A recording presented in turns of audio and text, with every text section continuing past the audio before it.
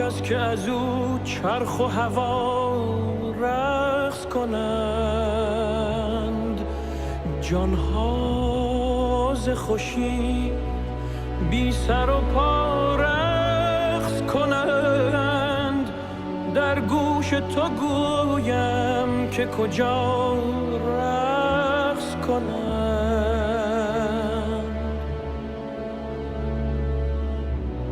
هر ذره که در هوا و در هامون است،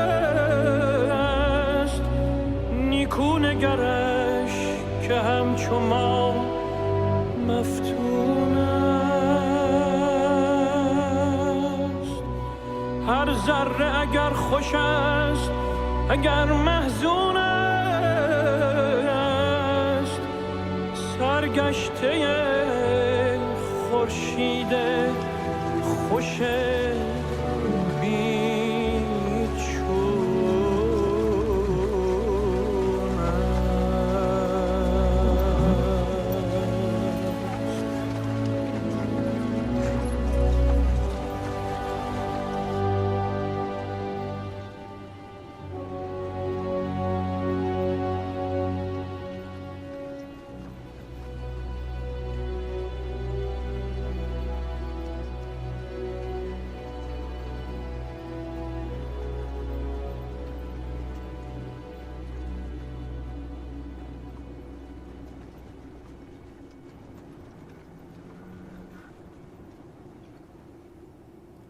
I remember my stepfather, would beat me, and he would beat me with extension cords and hangers and, pieces of wood and all kinds of stuff. And, after every beating, he would tell me, it hurt me more than it hurt you. And, I only did it because I love you. It was kind of, it communicated the wrong message to me about what love was. So for many years, I thought that love was supposed to hurt.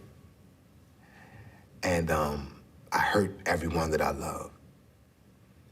And I measured love by how much pain someone would take from me.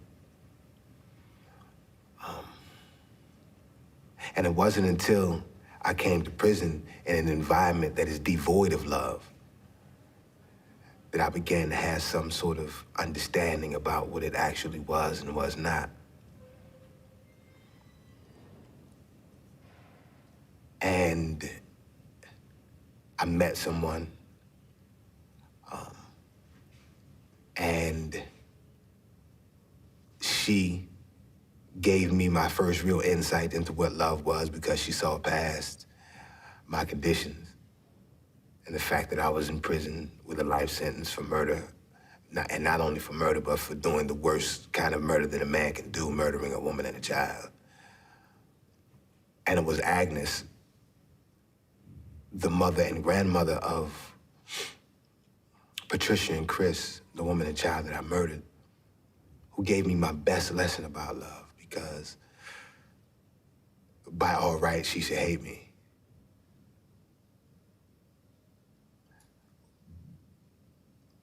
But she didn't. And over the course of time and through the journey that we took, that's been pretty amazing. She gave me love, and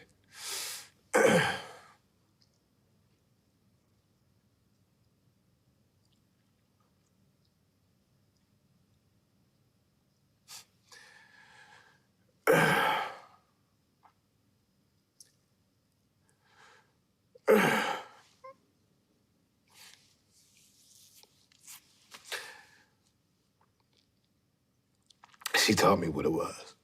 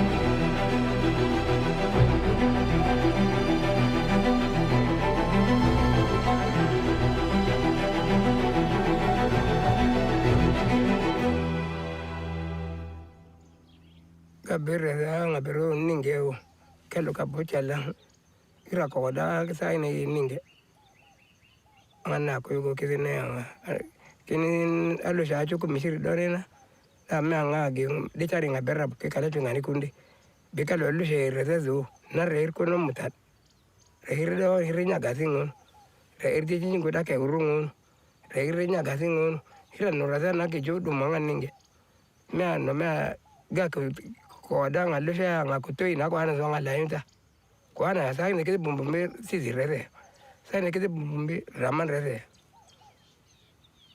me bayra ke la nga zo ga me kal kal ko ani ko bo to gina ka ba ko gujura lubara ngalu she a gerzi ngate ina me ani ba me a gerzi be ba ninge.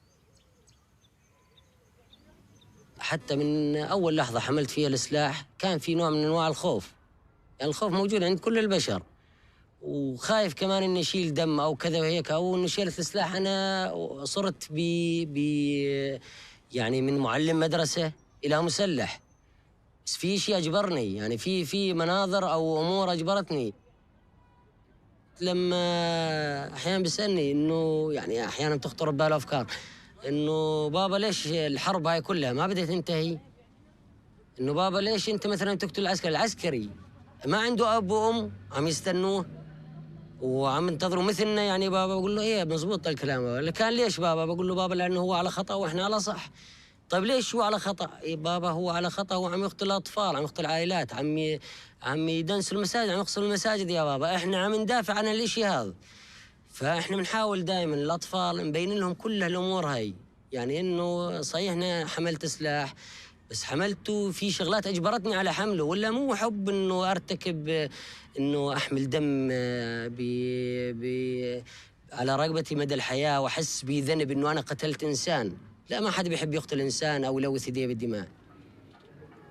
بخافش من الموت، أنا بخافش من الموت بس لأجل سوريا، بخافش من الموت لأجل أبوي. وهذا لو إنه ما توفاش أبوي كان بخاف من الموت، أما هسه ما بخافش من الموت. لو إنهم يذبحوني يموتوني يفجروني بقذيفة ما بخافش، مو منه يلحق أبوي ولا ظني بسوريا.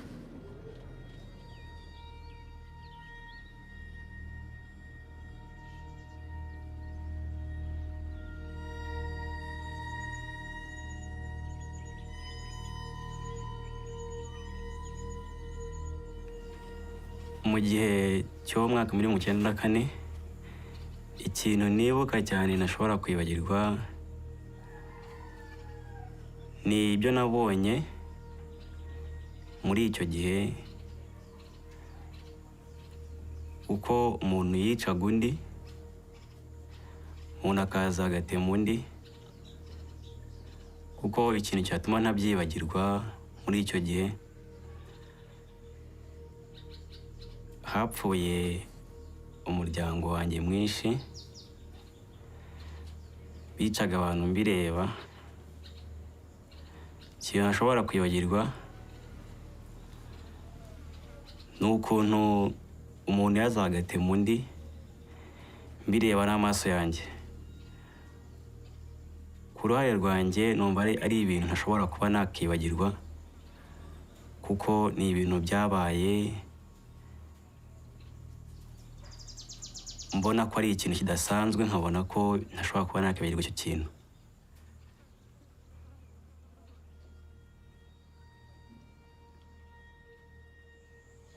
Nubwo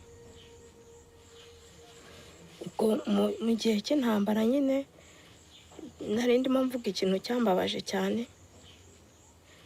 Ubwo twarahunze, tumaze guhunga mbese ntandukana n'ababyeyi. Maze gutandukana n'ababyeyi baho njyenyine, baho ba mu Masaka, bamo hafi nk'ibyumweru 2. Ubwo mbese nyuma yaho umuntu araza aramfata arambwira ngo ese ngo uri igiki. Jewe rero kubera ko narundi umwana cyane ntabwo nari nzi gutandukanya umutu n'umututsi, ntabwo nari mbizi. Noneho ubwo ngubwo akajya mfata, agafata intoki zanjye, akagenda afata umubiri wanjye, akavuga ngo ngo ndi umututsi ngo nimba ntari umututsi ngo ndavangiye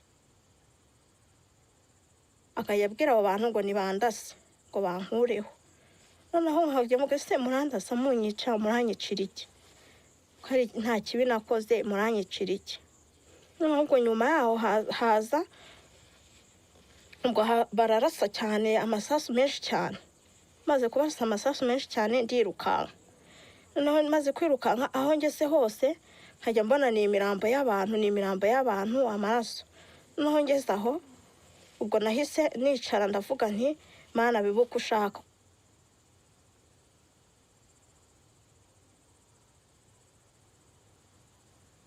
njye nagira imana nkarokoka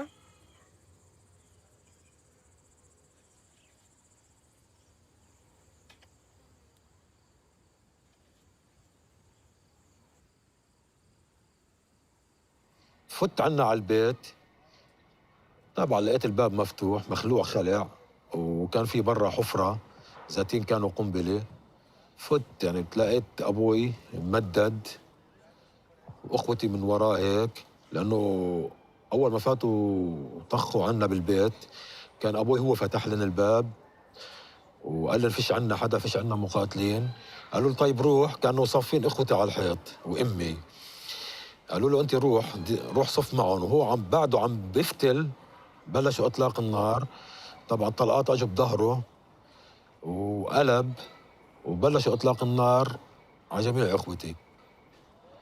أنا كنت يعني بس أثناء المجزرة ب 82 كنت شاب وعم بكمل دراستي يعني ما كنت أفكر إني أكره الناس أو أحقد على حدا بس هاي المجزرة طبعا خلتني أعيد التفكير بكتير أمور يعني خلتني أفكر مين بحبني مين بكرهني مين يعني ليش صارت هالشغلة حتى صرت أفكر بأبعد من هيك فهاي خلت يعني عندي حب الكراهية وحب الانتقام والثأر وهيك أنا ما كنت أصلا إنسان ما مخلوق على هالشغلات هي بتصير مع الوقت أو مع الأشياء اللي بتصير معه هو بتصير إن كان حب أو كراهية يعني مش من طبيعته الواحد يحب أي شخص إلا من بعد ما يجربه فأنا بس جربت هالمجزرة وعشتها وعانيت منها صار عندي حب الكراهية للناس اللي ارتكبوها.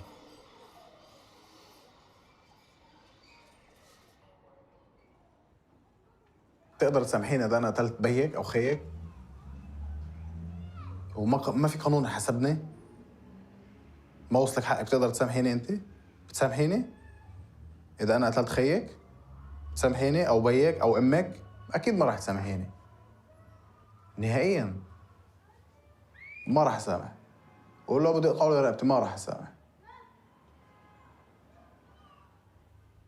동안아 tentimini só somo até que me tem que na chance para tenti frete me de venger tungana me fazo biki betin bede na ngonda so fembi na niso betin bede me fazo ako use quand même binga que biki me venger déjà frete me so me gang batlo so quand même déjà na mes ako user e se me fa quase 10 ou 15 binga de que quand même bisara a lingue na leti ngonda frete me so magalo kui me quand même amena zunga akuin batilo Et puis, bête mina dia ouais, bi gens de tranquille.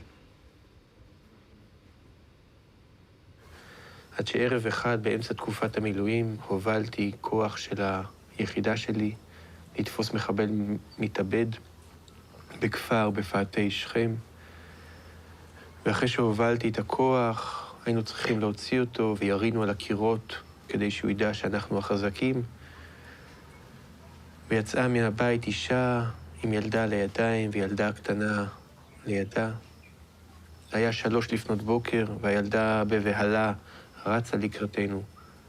פחדתי שתתפוצץ עליי ועל החיילים. צעקתי לה לעצור בערבית, היא לא עצרה. יריתי כדור מעל הראש שלה, היא עצרה. ובאותו רגע נעצר גם משהו בי. וזה היה הרגע הקצר הארוך ביותר בחיי. הילדה נשארה בחיים, וגם אני נשארתי בחיים. אבל באותו רגע מת משהו בשנינו. בילד שיורים עליו, משהו מת, אני לא יודע מה, אבל משהו מת. במבוגר שיורה על ילד, משהו מת, וכשמשהו מת, משהו חדש חייב להיוולד. התחושה של הבושה שיריתי בה, התחושה של הכאב, ובעיקר התחושה של פרק האצבע המורה ביד ימין שלחצה על ההדק, ירדה על ילדה. אני חושב שזו נקודה שמשהו חדש התחיל להיוולד.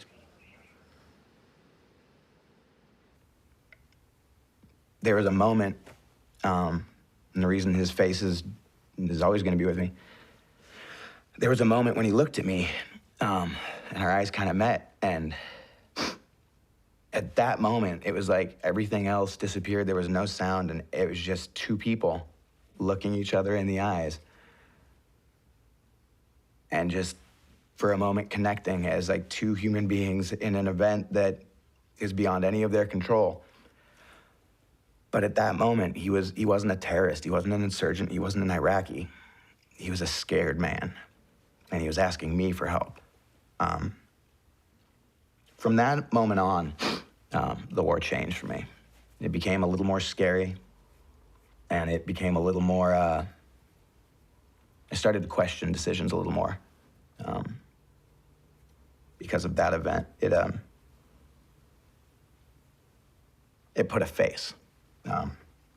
That scared, crying man peeing himself could be any or all of them. One of the most impactful things that will occur after being in combat is the feeling of killing another human being. Once you've experienced it, you'll see that it's not like anything else that you've experienced before. And unfortunately, that feeling, your body will want to experience again. It's really difficult to try to explain to somebody what that feeling's like. Right now, I still feel like experiencing that again, and it's probably why I keep a loaded weapon in my house. I yearn or desire for someone to try to hurt me or to break in or to give me an excuse to use that violence against somebody else again.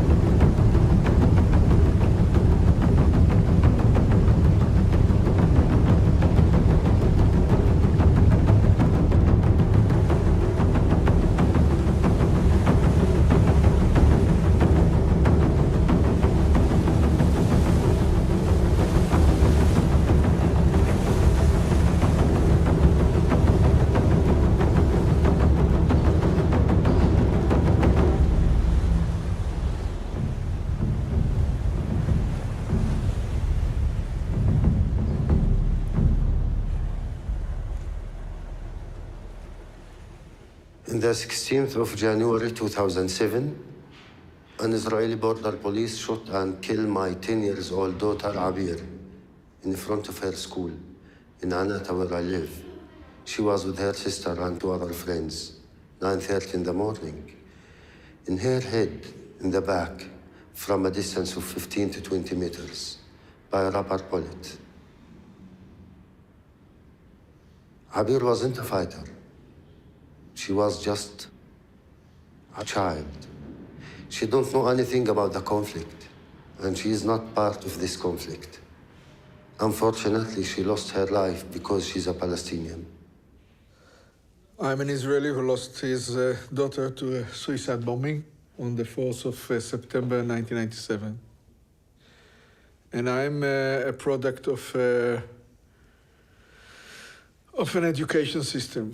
These are two societies at war, and they socialize the young generation to make them being able to sacrifice themselves when time comes. And this is true to Palestinian society, and this is also true to Israeli society. Because we are human beings, sometimes you think, if I kill the killer, or anyone from the other side, from the Israelis, or maybe 10, this will give me back my daughter. No. I'll cause another pain and another victim to the others. I decide to break this circle of violence and blood and revenge by stop killing and revenge and support revenge by myself. My definition of sides have changed dramatically. Today, on my side are all those who want peace and are willing to pay the price of peace, and the other side are those who do not want peace and are not willing to pay the price of peace. Many people told me that it's not your right to forgive in her name. And the answer, it's also not my right to revenge in her name. I hope she's satisfied. I hope she rests in peace. הסיפור הוא שנכנס קצין גרמני במדי אס-אס לגטו, ובליל גשום אחד, אמא אומרת לו, קח את הילדה שלי. והוא, אמא מספרת שהיא מרימה את גדר התיל ומוסרת את התינוקת שאני ילדה, כאמור יהודייה בת 2.5, והיא בלב כואב מספרת שהיא מעבירה אותי לידיים של איש מופלא במדי אס-אס. היום אנחנו יודעים שאותו אדם, אלוי זה פלווה, שירת בצבא הגרמני, כי זה היה, הוא חי בגבול גרמניה. אבל למעשה הוא לקח אותי למעיל שלו, הכניס אותי לתוך המעיל שלו כתינוקת, ומעביר אותי אל גבול גרמניה, פולין, לבית הוריו. והם מגדלים אותי, הוא מספר שאני ביתו הלא חוקית, והם מגדלים אותי, הופכים אותי לנוצריה קתולית, הם מגדלים אותי עד סוף המלחמה, איזה מחווה, איזה מקסם, איזה יד מושטת, חוויה של ניצוצות של אור בתוך דברים שהם נקראים טירוף של אנושות. אם אני רוצה ומעלה בדעתי לשאול את עצמי, האם אני הייתי יכולה להיות בתוך אחד המקומות האלה, ואולי הקשה ביותר, האם הייתי יכולה להיות במקום של אותו קצין גרמני? איך אנחנו יכולים בכלל לענות על השאלה הזאת? איך אפשר? אני לא מאמינה שהיה לי את כוחות הנפש האלה לעשות את זה. אם אני שואלת את עצמי את השאלה, אולי כן? איך הוא ידע שזה קרה לו? מי יודע שיש בתוכו, ואיך מתחברים אל אותו רגע אמת שאפשר להקריב את עצמך, את חייך היחידים, למען מישהו אחר. אולי שאלה ללא מענה, אולי שאלה שאחרים יוכלו לענות עליה, אבל זה כאילו מתבקש לשאול את זה.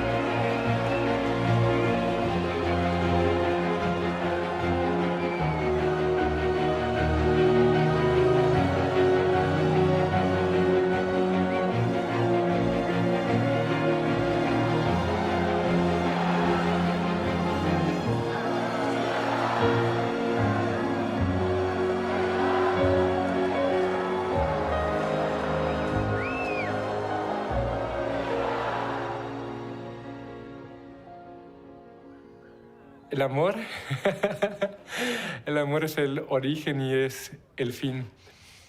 El amor es de donde venimos y a donde vamos y lo que pasamos en medio. El amor es todo. Amor. La palabra amor es muy significativa para mí. Porque cuando se habla de amor, lo abarca todo.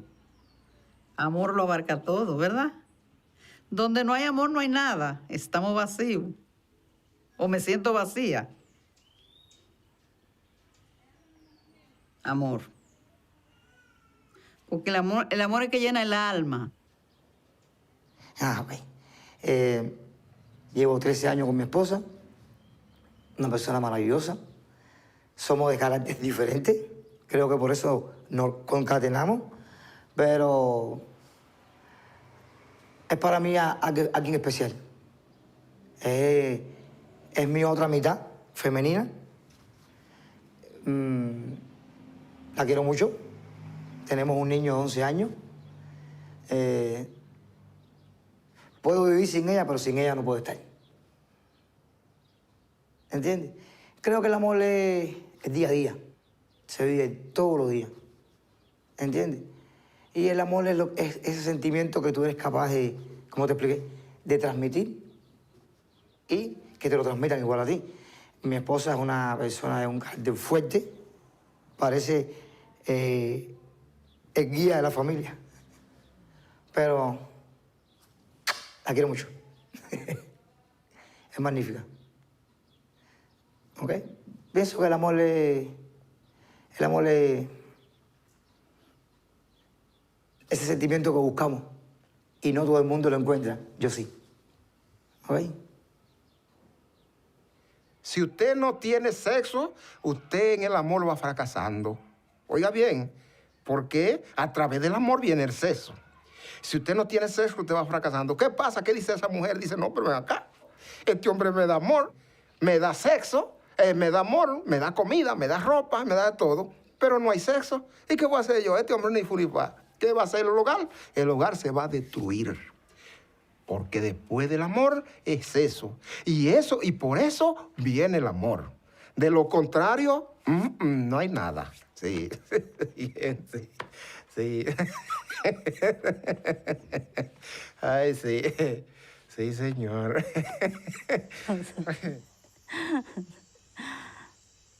Oula, c'est que vous me posez une question. C'est que des amoureuses, pour bien vous dire, jamais j'en ai eu.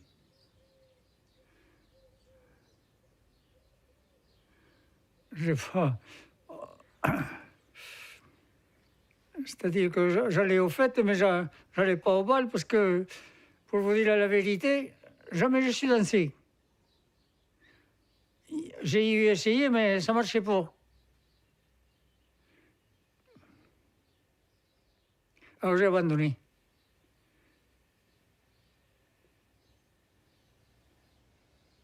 Ah, 私が原爆を受け取るためにね、向こうの両親からも大反対を受けました。でもう私たちもね、もう一緒になろうにもなれなくなりまして、もう意を決して、この世では一緒になれんから、あの世で一緒になろうとこう言って睡眠薬を飲みました。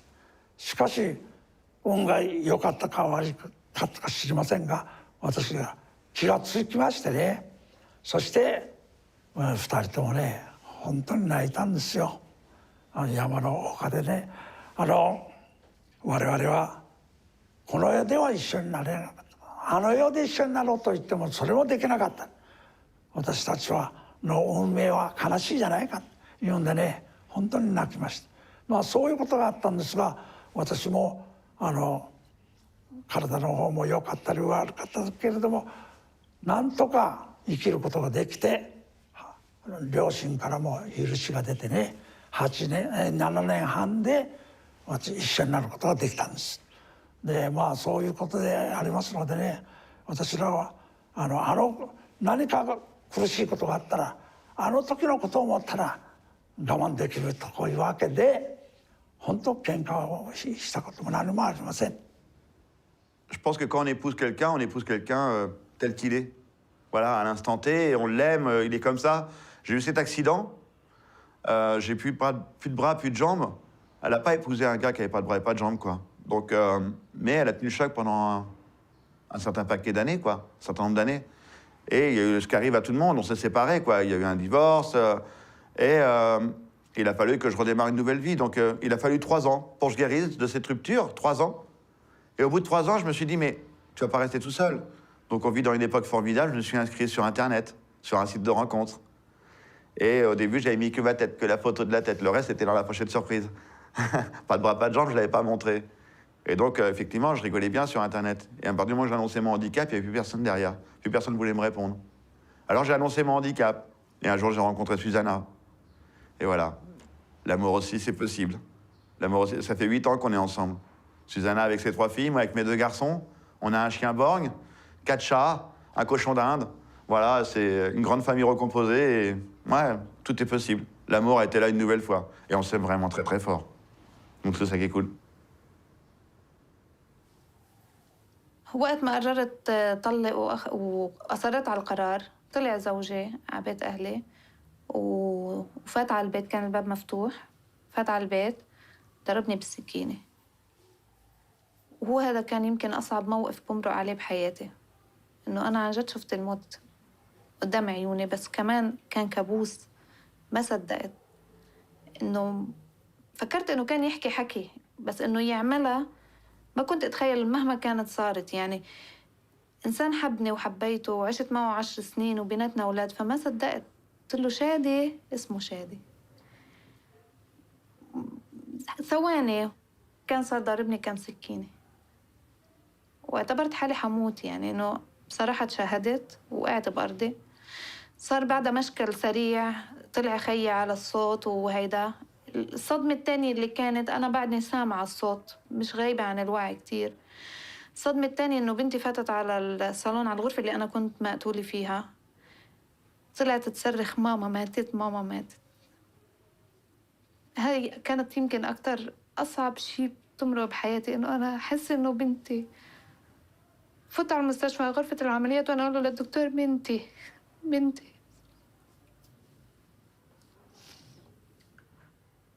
صرخ فيني الدكتور، قال لي مش حاسة بحالك، حسي بحالك، انسي بنتك وانسي كل العالم. بنتي وأمي خفت عليهم كتير من الصدمة. وكانت هاي بداية حياتي مش نهاية حياتي. من وقتها صممت وقررت إنه حياة عبير تتغير 360 درجة. كان لازم إنه تتغير. الحمد لله لحد هلأ بعدني صامت. الحمد لله. After being married for 50 years, 51 years, but my wife took seriously ill just before we celebrated our 50th wedding anniversary. And she suffered terribly for about 2 years as an invalid. For the last 2 years of her life, I was her nurse, I was her doctor, I was her friend, I was her lover, I was her husband. And I had to bath her, I had to feed her, I had to dress her, I had to push her around in a wheelchair and attend to all her needs. Everybody wanted me to get a nurse, full-time nurse, day and night nurse to look after her because she couldn't sleep. She was up 24 hours a day at all odd times. And she begged me not to. She only wanted me to look after her. And I loved doing it for her. And I did it by myself. I carried her to the car. I carried her oxygen tank. I carried her wheelchair. I packed it in the car, took it out. I pushed her around. I put it back. I took her home. I bathed her. I put her to bed. And I loved it, that I was able to do it for her without anyone else. And she appreciated it. That's love. Pusano, Jamagalo.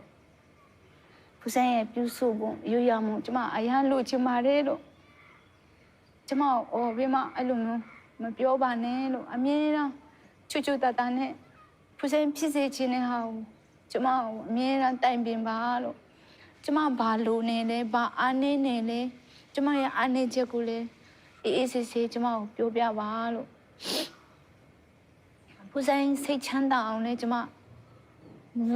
လိုချင်တဲ့ဟာကိုလည်းကျမဖြည့်ဆည်းပေးပါမယ်လို့ကျမကိုအမြဲတမ်းစိတ်ပျော်ပျော်ထားပေးပါလို့ကျမမေတ္တာအရန်ပူဇော်ရဲ့မေတ္တာကျမတအားငတ်နေပါတယ်လို့ပြီးတော့သူများတွေကအဖိုးကြီးအဖွားကြီးတွေလက်တွဲပြီးမှအသက်60 90လောက်ရှိနေပြီလက်တွဲပြီးမှတွားလို့ရှိရင်ကျမမျက်ရည်တအားကျတယ်လို့ကျမအရန်ခံစားခဲ့တယ်ရဝန်းနေတယ်လို့ကျမကိုပျော်ရွှင်အောင်စိတ်ချမ်းသာသာလေးကျမကိုထားပေးပါလို့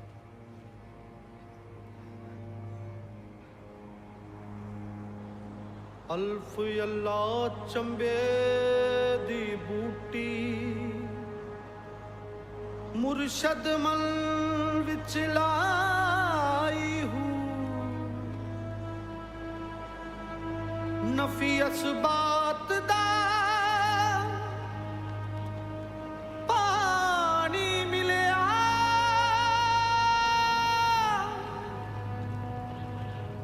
हर रगे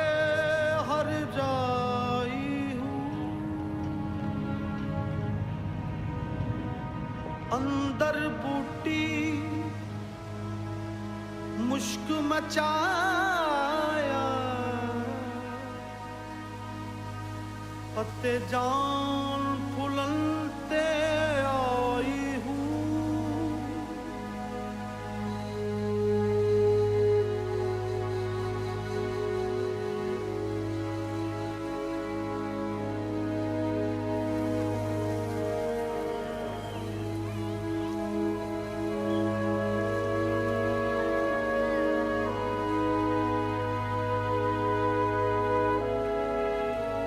ते मैं मुर्शद वेख न रजा हूँ लू लू दे विच लख लख चश्मा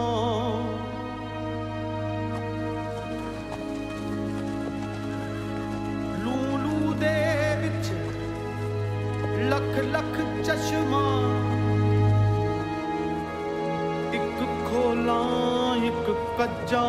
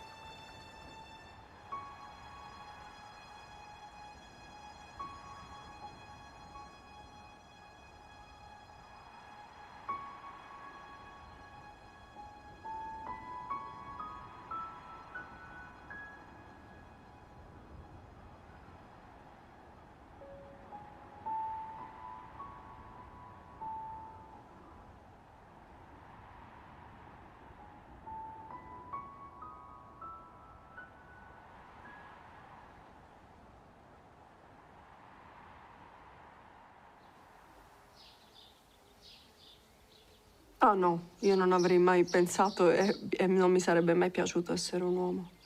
Perché la vita di un uomo è una vita facile. Troppo. E le vite facili ti portano alla noia. È facile raggiungere gli obiettivi professionali, è forse anche più facile raggiungere la preda sentimentale. Per noi donne è tutto più difficile. Però con la difficoltà c'è anche il fascino di arrivare alla meta con difficoltà. E quindi preferisco senza dubbio essere donna.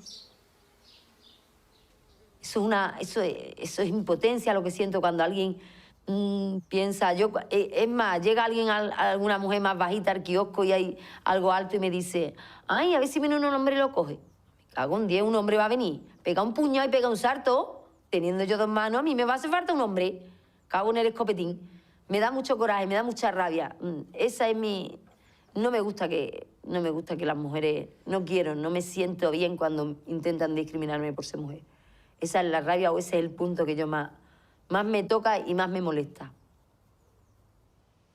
طلعي على وجهي، حاطة ميك اب، صح؟ ملفتي ولا لا؟ يعني إذا شاب بيطلع فيي حيستحلي يطلع فيي ولا لا؟ حيستحلي يطلع فيي. أول نظرة إله عادي، بس إذا رجعت تطلع الثانية والثالثة فصارت عليه. أنا أخذت إثم إنه لأني كنت حاطة ميك اب، وأخذت إثمه لأنه اطلع علي. ليش؟ لأني أنا فتنته. وبتعرفي الرجال إنه بيفتنوا بسرعة بجمال البنت، فهيك هني عم ياخذوا إثم. فهذا أنا اللي عم بعمله غلط. يعني أنا مفروض إسلامي لما تحجبت عم بغطي أشياء حلوة عندي. أنا هدفي إني أصير ملتزمة أكتر من هيك. فبحب الشخص اللي ارتبط فيه ملتزم، عارف انه هاي الاشياء غلط، فيقول لي ممنوع تعملي هيك. انا بمشيش غير هيك بالراس. انا يعني بصراحه ما اخذت جوزي عن حب، هو ابن عمي. ما فكرت بالحب انا كثير، يعني هي صارت عادات وتقاليد مو اكثر. لهيك خليته بسوريا وهربت. لو بحبه كان جبته. مو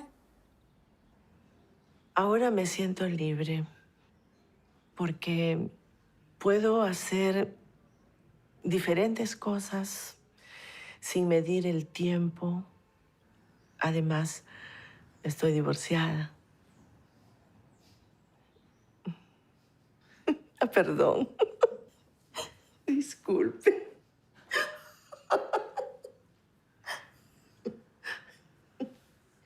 Yo creo que eso no es relevante, ¿no? Perdón. ¿Quieren que lo haga otra vez? ¿Está bien? Yo sé que no es para sonreír esto, pero me siento bien ahora, me siento libre. Mon mari a 2 femmes. Il est polygamie. Il a 2 femmes. Ouais, ici au Sénégal, tu vois, la polygamie, il y a des gens qui ont 4 femmes. Il y a des gens qui ont 3 femmes. Il y a qui ont 2 femmes. Mais il y a qui ont que une seule femme. C'est le choix. Mais même il y en a qui ont 6, 7, 8, 9, jusqu'à 10 ans. Mais moi, mon mari a 2 femmes. 2 femmes. Je suis la première et l'autre est la deuxième. Et vraiment, nous vivons paisément. C'est mon amie, cette dame-là. Vraiment, il m'aime. Elle m'aime et moi aussi, je l'aime. Heureusement que chez nous, la polygamie chez les femmes, c'est pas possible. Parce que, j'ai dit heureusement pourquoi? Parce que si ma femme devrait en aimer un autre plus moi, je suis sûr que ça n'allait pas être évident. Ça allait être très compliqué parce que moi, je suis extrêmement jaloux. Extrêmement jaloux. Je ne pourrais pas supporter que ma femme passe la nuit dans les bras d'un autre monsieur et puis le lendemain revenir passer une autre nuit avec moi. Je ne supporterai jamais ça. C'est pour ça que je dis que heureusement que la polygamie chez les femmes n'est pas possible ici au Burkina, quoi. Parce que, ma foi, je ne m'imagine pas. When I went and stayed with my wife at her house in San Francisco, she's not my wife, but the woman I'm with, this was about a week after we started dating. And I woke up in the morning and I said, so, you know, I asked this of you and this of you and this of you.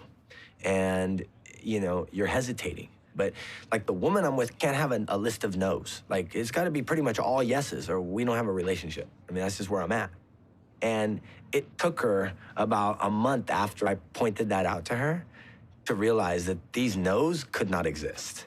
And so that's how very little shitty my woman is. She's freaking very unique, very amazing. She gives me, like, she was raised to, like, adore her man, like old school Mexican, like know when to speak up. And that doesn't mean you can't tell me something. That doesn't mean you can't share. That doesn't mean I don't want guidance. But in my household, the man is the man of the house. OK, à la maison, les week-ends, c'est moi qui fais la cuisine. Et un jour, un ami est venu me voir en train de faire la cuisine. Et il m'a demandé que, mais écoute, Hassan, c'est toi qui fais la cuisine? J'ai dit oui. Que, mais ta femme, elle est malade? J'ai dit non, elle n'est pas malade. J'ai dit, mais elle se repose. Que tu laisses ta femme faire la cuisine, et tu fais la cuisine pendant que ta femme se repose dedans. J'ai dit oui, mais elle a besoin justement de repos. Et il m'a dit ce jour-là, ma femme ne viendra jamais te rendre visite. Tout simplement parce que tu vas lui mettre des idées dans la tête. Et quand elle va revenir à la maison, je lui dis de faire la cuisine moi aussi. Et je lui ai dit non, mais il faut que tu comprennes parce qu'en fait, elles ont besoin de ce repos-là. Moi, en tout cas, ça me fait plaisir souvent lorsque je fais la cuisine pour toute la famille. neex na yëguma ci benn jafe-jafe neex na am na ñaar fukki at man ak moom sama ñaar fukki at man ak moom ci lañ divorcé bi li ko indi mooy damay xëy di liggéey si mun ma bul dem liggéeyi man ko man damay liggéey ndax man liggéey laa xam ci liggéey lañu ma yar mun ma bul dem man ko su ma demee ndax li ma bëgg di nga ma ko mën a jox ba ma ko mënee jox ma toog mu ni ma toogal ma xool li ma war a jox joxuma ko ma dem ni ko man damay liggéey loolu rek moo ñu si diggante du ñu xeexu ñu defuñu dara loolu rek la. Ikintu cyatumye mfungwa ni uko nakuyemo inda kandi mu kuyikuramo nuko numvaga ntazabasha kwiga neza kuko nigaga mu kigo mbamo biba ngombwa ko ntahagarara kwiga kuko numvaga nzeshuwa cyane mu myaka myinshi kubanza kurera umwana gukora buri kimwe cyose nkamukuza ngasubira mu ishuri ngomba ni ibintu bitari hafi yanjye ndavuta rero bingendekera kuri ndafungwa. Ikintu kinejeje uyu munsi ni ukumva ko ejo nzarangiza ibihano byanjye ngataha nkasubizwa mu buzima busanzwe ubundi nkakora ibyo ntabashije gukora igihe nari ndi muri gereza nko gukomeza amashuri yanjye ndetse n'ibindi harimo akazi nkaba mama w'umwana runaka se mbese nanjye nkaba umuntu nk'abandi.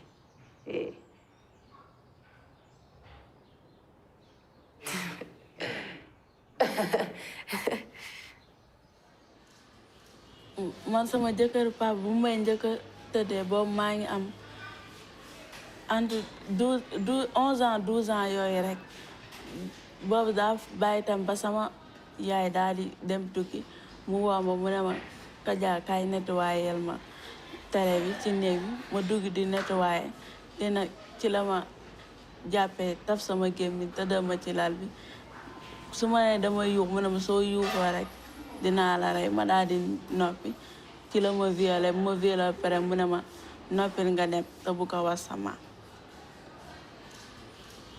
su ma mënoon tey ñu ne ma yow yaay seet lu la neex loo koy def jël paaxa rendi ko rek moo ma gënal.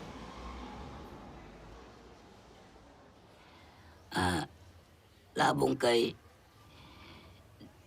pag gikan na mo pagkaminyo wapay duwa ka si man nagibukbukon niya antod nga nanganak mi pirmamente kubunog niya mautong murag di na ko maantos matagpito pa ang anak namo di na ko maantos akong gipatay siya kay mas maayo man siya kay wa man siya magpanggasa sa among pamilya.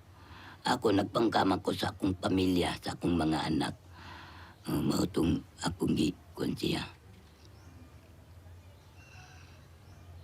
There is a way out of being abused.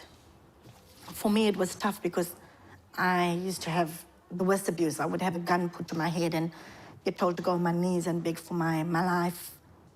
And I would do it just, my kids used to be watching. Or I get put out of the house, I get kicked out of the house and have to sleep outside on the steps. And if I moved from there, I would get a hiding the next day. It was tough because I thought it was me. I was the one that was doing something wrong in our marriage.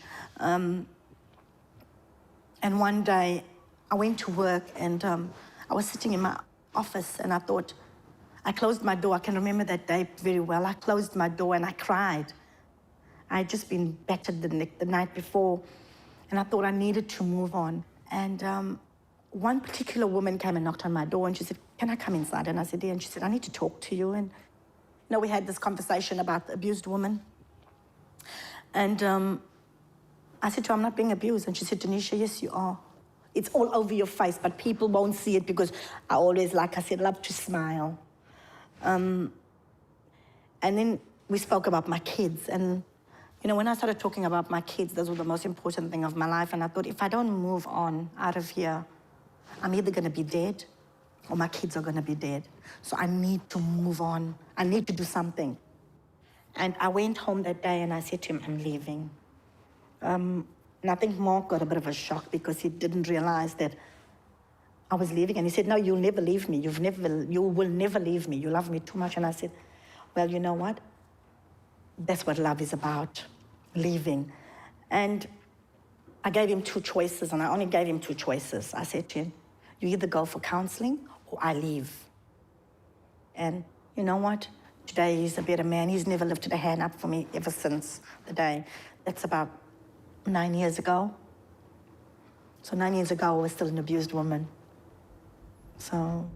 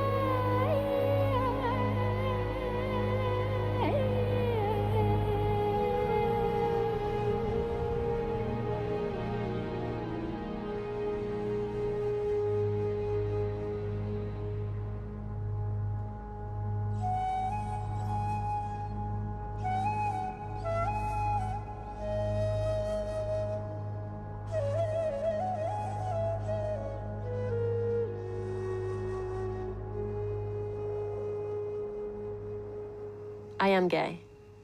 And I've liked girls ever since I was a little girl. And I kept it a secret from my family. And my dad, I remember when Ellen DeGeneres came out, it was the first time I ever heard of the word gay before. And my parents were talking about it. And I asked my dad, Dad, what is gay? And he goes, it's a girl who likes another girl and they're going to hell. And so I said, okay. And I walked straight up to my room, closed the door very quietly, and then I bawled my eyes out into my pillow. And I prayed to God every day to please let me like boys. Please make me straight, because I knew I liked girls. And so I tried pretending I liked boys and stuff, but I never did. And then I met, to me, the love of my life. And her name was Jen. And gosh, it was just like my world changed. And I didn't really care about anything else. I just knew I wanted to be near her. And that was love to me. Yeah, being a lesbian is not a choice, man. Something that is inside you. And that no one can help, or it's not curable, or it's not a disease actually. Because they always say we're sick. Our families even take us to the doctors, to the sangomas, but you just stay there. It's difficult with my grandmother because she doesn't approve with me being a lesbian, and she hates the fact that I'm one. Even I had to leave home and go stay on the streets because of my sexuality. I even had to force myself with guys so that my granny can approve, to get my granny's approval. And it hurts because I had to do stuff that I really, really didn't want to do. Even though I did that, I even asked a friend of mine who is a dude to pretend as if he's my boyfriend. But that guy, what he did, he forced himself to me, and then he left me with HIV. And that was in 2003. I did all that just to get my granny's approval. But now, I know that I don't have to do anything to please someone else. Mes parents, ils avaient tellement peur que je reste homosexuel que quand je leur ai dit que je changeais, ils s'y ont vraiment cru. Et même si mes parents ils me posaient des questions tous les jours, ils me demandaient « C'est bon, t'as changé? C'est bon ?» Et comme je sais que c'est pas possible de changer, je fais comme si j'ignorais la question, je me prends pas la tête. Et au bout d'un moment, mon père, il n'en pouvait plus. Donc il s'est mis à m'engueuler, à me crier dessus, à me frapper et à me dire « Je sais que t'as pas changé, je sais que t'es toujours comme ça. » Et à me dire, si tu te fous de ma gueule, moi je vais te faire vivre un enfer et tu dois partir maintenant si vraiment t'es comme t'es. Alors je suis parti. J'ai pas hésité une seconde, je suis parti. Ne pas se sentir reconnu, ne pas se sentir compris, ne pas se sentir aimé tout simplement dans sa famille. Aimer, oui, mais pas aimer pour ce que l'on est. On a envie de partager quelque chose. Quand un homo, il sait pas si c'est mal ou pas mal. Et si on lui dit, mais c'est bien ça, enfin c'est bien, c'est comme ça, il pense plus c'est à peu près comme quelqu'un qui sait pas s'il va avoir un cancer. Il sait pas s'il a un cancer ou pas. Et si on lui dit, mais t'en as pas un homo, il se demande ce qu'il a. Il sait pas si c'est grave ou pas grave, et qu'est-ce que ça va faire. Donc si on lui dit, mais ça, il n'y a rien de plus merveilleux que des parents qui disent, et puis, t'es homo, et puis. La seule chose, c'est qu'il faut que tu sois heureux. Pour moi, c'est tellement évident que c'est ce « et puis » qui manque souvent. I have a son who's now 31 years old, who I love very much. He's gay, a gay man, and the day that he came out was quite significant. I knew that he was struggling with something. He'd been suicidal, and he was 18 years old. And he said to me one day, "Dad, I've got to tell you something." And I said, "Okay, son, tell me, what is it?" And he went pale. He really went white, and he said, I feel sick. And my heart really went out to him. And at that moment, I kind of knew that he was going to tell me he was gay, although I hadn't made that connection because he's quite masculine in his traits. But just at that moment, I had a sense that that's what he was going to tell me. So I said to him, son, let me guess. Let me make it easier for you, I'll guess. And he said, yeah, okay. And I said, you're going to tell me you're gay, aren't you? And he went, yes, I am. And I just really, really felt for him because it was such a struggle for him to tell me that. And everything sort of made sense because he didn't want to be gay, and that's why he'd been suicidal. And so I just gave him a big hug and said, I love you anyway, son. It doesn't make any difference to how much I love you. And I think that our relationship has really been a lot stronger since then. So that's been a journey in itself. Я пригласил человека к себе домой, с которым мы уже раньше общались. И потом, когда я что-то готовил на кухне, он параллельно открыл дверь, впустил своего приятеля, и мне дали бутылкой по голове. Кругом были осколки, было много крови. К моему горлу поднесли осколок бутылки, нож, и сказали, что сейчас меня убьют, потому что я гей. Естественно, слово «гей» звучало не так. Была нецензурная лексика. Мне было безумно страшно, и у меня все пересохло во рту, и параллельно я кучу мыслей, наверное, перекрутил. Я понимал, допустим, что я же не боюсь умирать. Почему мне так страшно? И я понял, что я просто не хочу умереть сейчас. Я вспомнил, как годом раньше я был на похоронах своего знакомого, которого убили, потому что он был геем. Я вспомнил те случаи, когда действительно убивали людей. Мне стало очень страшно.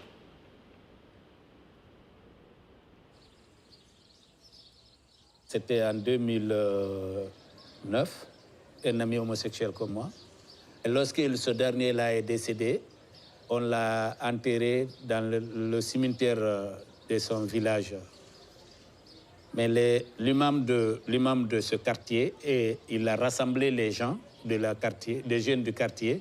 Ils sont partis au cimetière pour déterrer ce corps, enlever, attacher et traîner comme ça dans la rue. Et les médias, il y avait certains médias qui étaient là, qui filmaient ça. Et la police est venue. Après, la famille a récupéré le corps encore, allé enterrer le corps. Ils sont partis encore déterrer. On l'a déterré 3 fois. Et finalement, on a enterré le corps dans la cour de son père. Parce qu'on dit que la religion musulmane dit, quand on est homosexuel, si tu meurs, on n'a pas le droit de prier de ton corps.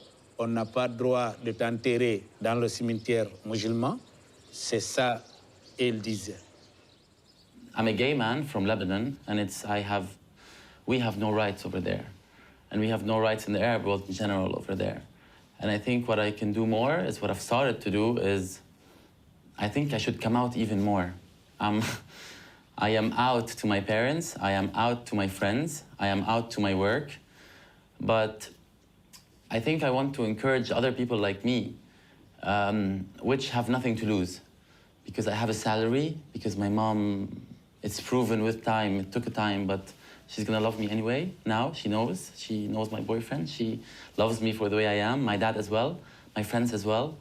I think if you don't tell anyone, the other moms won't know that it's okay to be gay. So they're not gonna know that being gay is not just about being a drag queen or dressing like girls or being just a hairdresser maybe or a makeup artist. And they need to know that people should be less shy, people should be more daring when you have nothing to lose, because some people have a lot to lose, and those are not the people that should do the change, but the ones that have nothing to lose.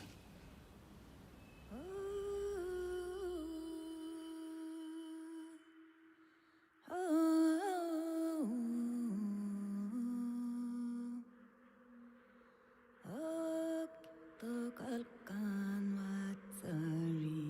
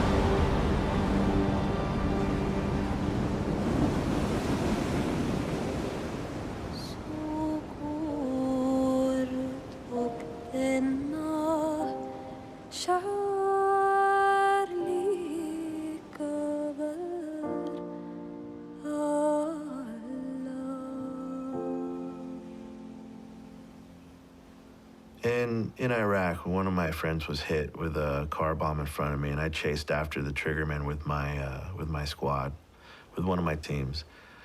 And we wanted to kill that guy, because I can hear my buddy screaming, you know, he was hurt. And so we're running as fast as we can, and we just full of hate and fury, and we just want to do whatever we can to just, you know, he hurt our friend, we're going to get him back. And we're just running, sprinting as fast as we can with all that weight, just sweat pouring off of us through orange fields.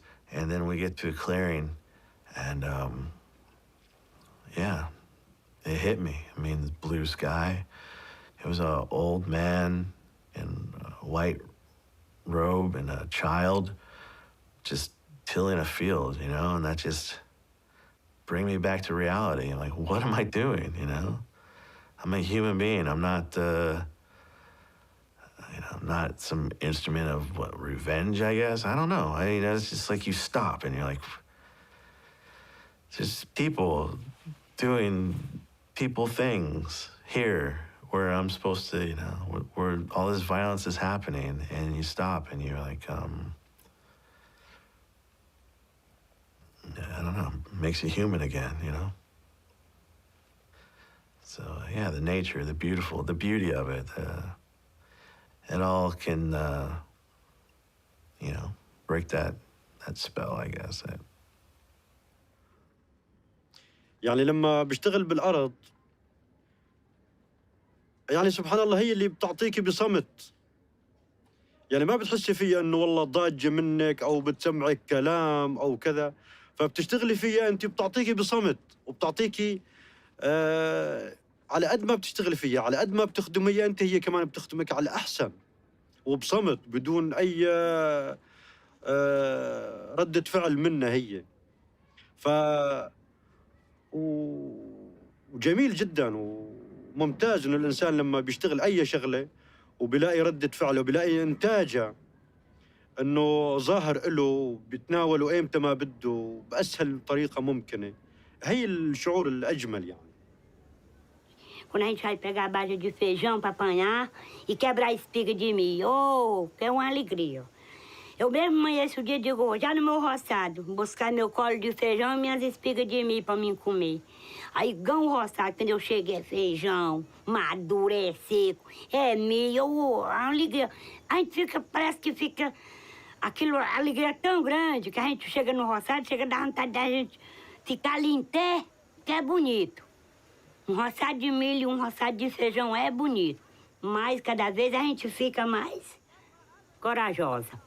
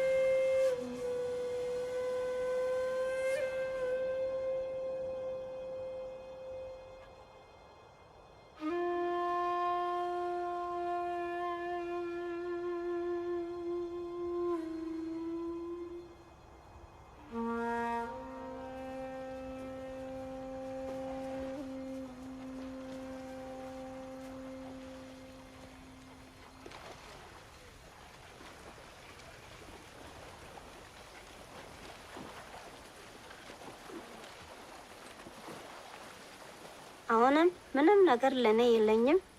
አሁን ትንሽ መሬት ያለች እሷ ላይ ጎደረ ምናምን በዛፋይ ቆፍሬ እበላለሁ። እኔ ወንድም በቃ እኔ ባል ማለት እሱ አሁን ክራይ ሰርቶ ብር ትንሽም ቢያገኝ ላመጣ ሄዷል። ምንም ነገር እኔ ጋ የለኝም።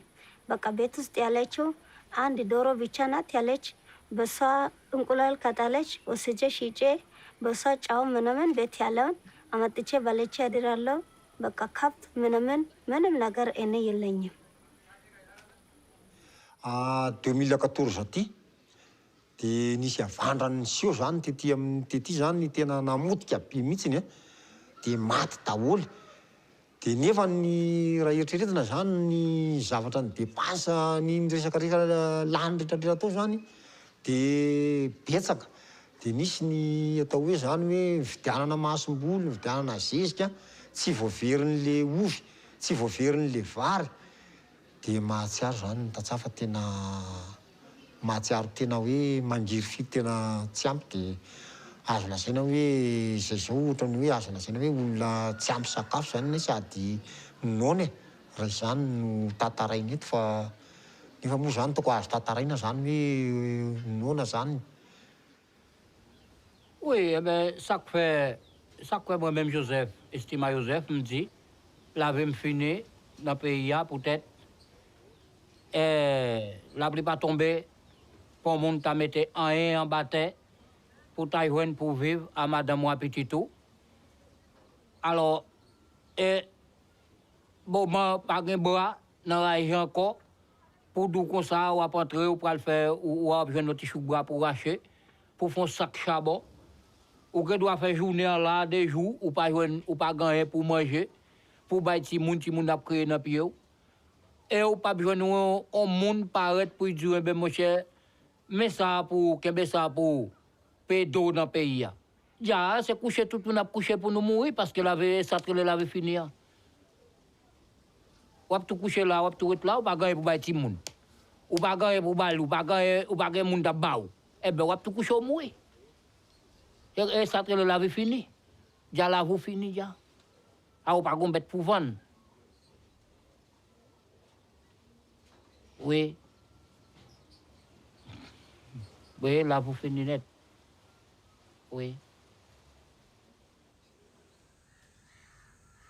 अब घर में ना कुछ रही आदमी अब तो उहे न जाई बाहर है तो चूहा का बियालिया में से काढ़ी तो वो आदमी कहिए हाँ चूहा का इथी में बा तो काढ़े जाए इथी करे जाए धरे जाए खाँची में तो हो एक बोरा तो लेकर हमने के आब जा तो फिर बिहान वाला खाना कह जरे सौकारे बना लो से चल तो धान मिली। देखो भगवान का मुँह चीरल है इतना सारा हमने के अनी जा भगवान तकल तो हमने के दिले न तो लेके आब जा घूमत रह जा कौन भगवान ताक दिया तो हमने के मिल जाए चलिए आ जा चूहा का बियल में से लेकर ខ្ញុំបាត់បង់ដីបាត់បង់ផ្ទះបាត់បង់ទីជម្រកតើក្រុមហ៊ុនធ្វើបែបនេះពួកខ្ញុំគឺជាសត្វឬក៏ជាមនុស្សក្រុមហ៊ុនអ្នកជាប្រធានក្រុមហ៊ុនម្នាក់អ្នកក៏ជាមនុស្សនឹងគេដែរចាសម្រាប់ពួកខ្ញុំក៏ជាមនុស្សនឹងគេដែរហេតុអីមកបំផ្លាញផ្ទះសម្បែងដំណាំរបស់ពួកខ្ញុំចោលដោយគ្មានស្រណោះបែបនេះអ្នករស់ដោយសារអ្វីអ្នករស់ដោយសារស្រូវអង្គពីអ្នកស្រែចាអ្នកខ្លាយជាអ្នកមានបានក៏ដោយសារអ្នកស្រែដែរអ្នកស្រែគឺមានជីវិតនៅលើដីចារស់នៅអ្នកបានផលបានអង្គហូបក៏ដោយសារអ្នកស្រែបើអ្នកជាក្រុមហ៊ុនអ្នកមកបំផ្លាញដីរបស់អ្នកស្រែអញ្ចឹងអ្នកកើតមកពីណាអ្នកក៏ជាជនជាតិខ្មែរដូចគ្នាដែរឬក៏អ្នកមិនមែនជាជនជាតិខ្មែរអ្នកមិនអសូរខ្មែរដូចគ្នាទេអ្នកមកបំផ្លាញជីវិតមកបំផ្លាញផ្ទះសម្បែងដីធ្លីរបស់ពួកខ្ញុំដូចជាពួកខ្ញុំជាសត្វធាតុសំបីតែសត្វក៏វាមានសម្បុករបស់ពួកវាដែរ शेतीच पिकली नाही दुष्काळावर पाण्याचा लय पडला 70,000 रुपये 2 बोर मारलं 70,000 रुपये पाणीच लागलं नाही पाणीच लागलं ना मग आता काय करायचं म्हणून ती बेदान सुद्धा झालं नाही पाणीच नाही तर कसं करायचं काळा झार झालं बेदान ती बी झालं थोडं बहुतच मग त्याचं गेलसाली काय काढलं होतं वाटतं त्याचं पण घेतलं नाही त्याने, काय म्हणते तसं ते बी आता पेटलं नाही. म्हणून असं आता कोणीकडचं द्यायचं, काय करायचं? पाणी तर कशालाच नाही. हिरी एक सुद्धा होती ते पण आटली, पाणीच नाही. असं म्हणून कर्ज तर फिटायचा कसा म्हणून त्याने आपलं दुसरं काय.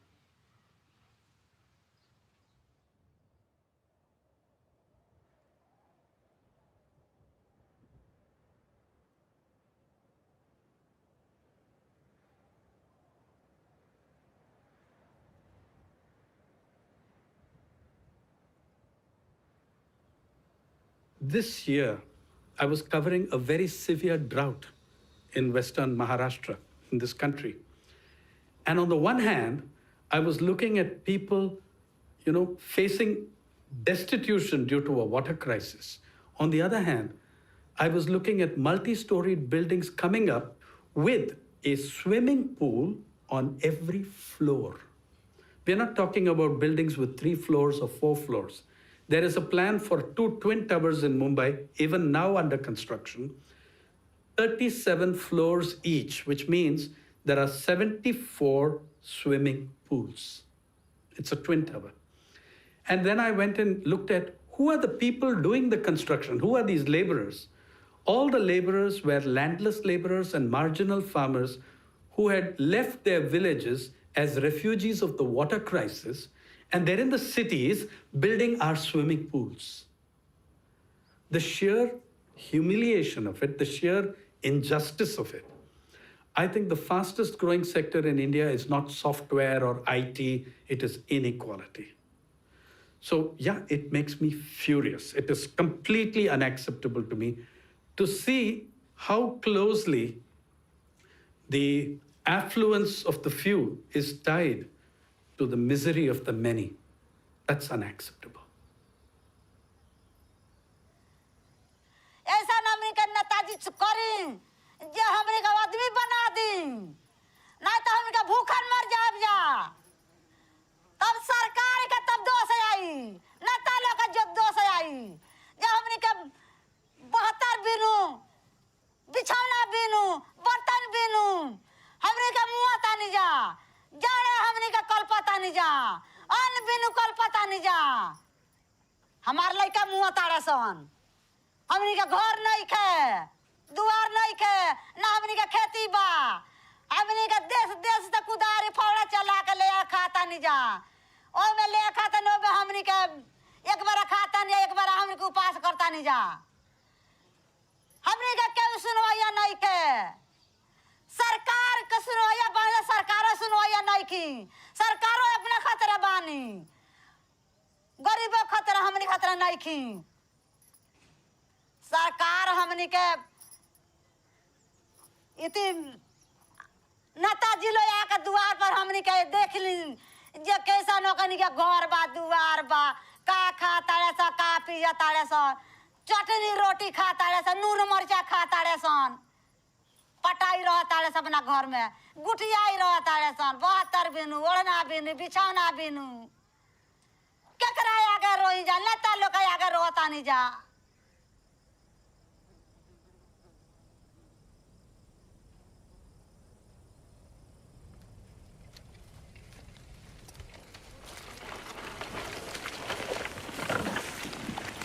هيا بينا يا شباب قرب منكم بندان حيا بنا يا شباب قرب من كل بندان نحيي ليالي نحيي ليالي الهنا والحب والخير اللوفة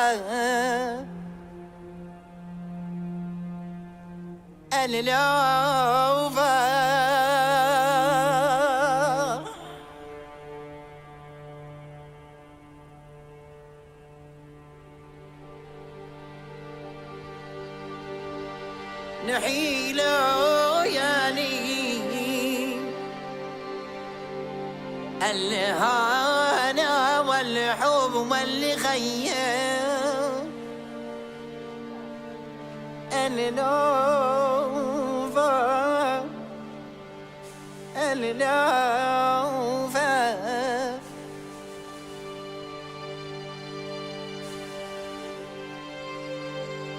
بلوان من فن هذا الشعب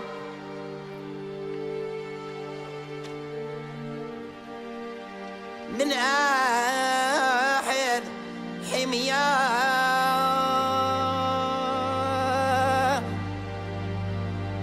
يا بالله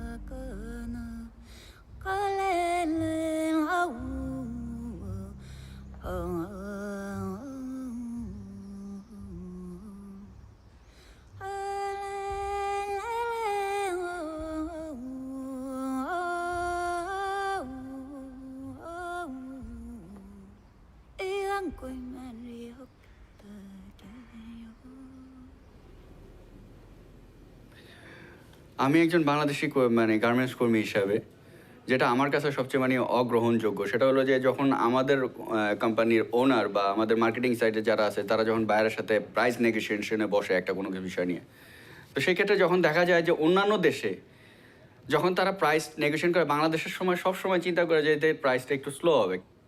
যদি বাইরে এটা চিন্তা করে এইভাবে যে আসলে কোয়ালিটিফুল গার্মেন্ট যদি বাংলাদেশ থেকে যায় তাহলে ন্যায্য মূল্য কেন আমি দিব না, তাহলে তো আমরা সবসময় অবহেলিতই হচ্ছি, ঠিক না? তো এটার জন্য তো ওয়ার্ল্ডই দায়ী, এটার জন্য তো বেসিক্যালি কেউ এককভাবে দায়ী না। কারণ এটার জন্য যার সাথে আমার যে ফাইনাল কাস্টমার সেই আমাকে ঠকাচ্ছে, তা আমি কি করতে পারি? How we be happy? How? 然后我们厂里面的规矩是很多的，上班不准聊天，上班不准接电话，还有上厕所的话也上面领导要跟领导说，可以去才可以去，只有一个人可以去，两个人就不可以去。每期还有那个产量很高哦。他每个小时规定的产量，他每个小时会来检查。如果你没有完成的话，他会说你的话，有时候还骂得很厉害，心里都好慌，每个小时都好紧张，好紧张。因为我觉得真的好累了，受不了，但是没办法。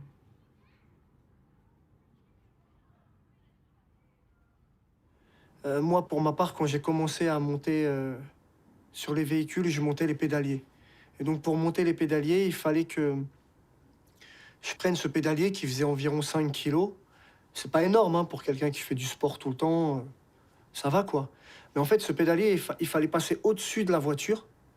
Donc, avant, il n'y a pas les capots de la voiture. Donc, moi, il fallait que je passe par le dessus, mon ventre effleurait la voiture, et il fallait que j'aille le mettre à l'intérieur, comme ça. Et donc, en fait, c'est tous les muscles du dos qui travaillent et qui se relèvent. Et au début, bah, c'est une pièce qui n'est pas évidente à mettre. Donc, on force parce qu'on n'arrive pas, et ainsi de suite. Donc, on travaille le dos, et ça fait mal. Et on transpire, ça dégouline. Et on se lève la tête, et on a pris du retard. Donc, il faut se dépêcher, il faut courir. Et là, on a l'impression que la chaîne, elle va beaucoup plus vite que ce qu'on pensait. Là, vraiment, c'est difficile. Et il y a des gens qui viennent et qui vous disent accélère, là t'es en retard, tu vas faire couler les autres derrière toi, c'est pas bon, il faut que tu accélères. Va plus vite, ainsi de suite. Donc ils viennent, ils vous remontent un peu, et vous recoulez à nouveau. Et ça, c'est pendant toute une nuit, parce que moi je suis arrivé de nuit à l'usine, je travaillais de nuit. Et on fait ça pendant toute une nuit, en fait. Et quand on arrive à la maison, on s'aperçoit que finalement, on vient de faire du sport. Mais on vient de faire du sport à la fois avec son corps et avec son esprit, parce que on est sans cesse en train de mener un combat avec le côté j'arrête, je me casse, je rentre chez moi, parce que ça c'est un travail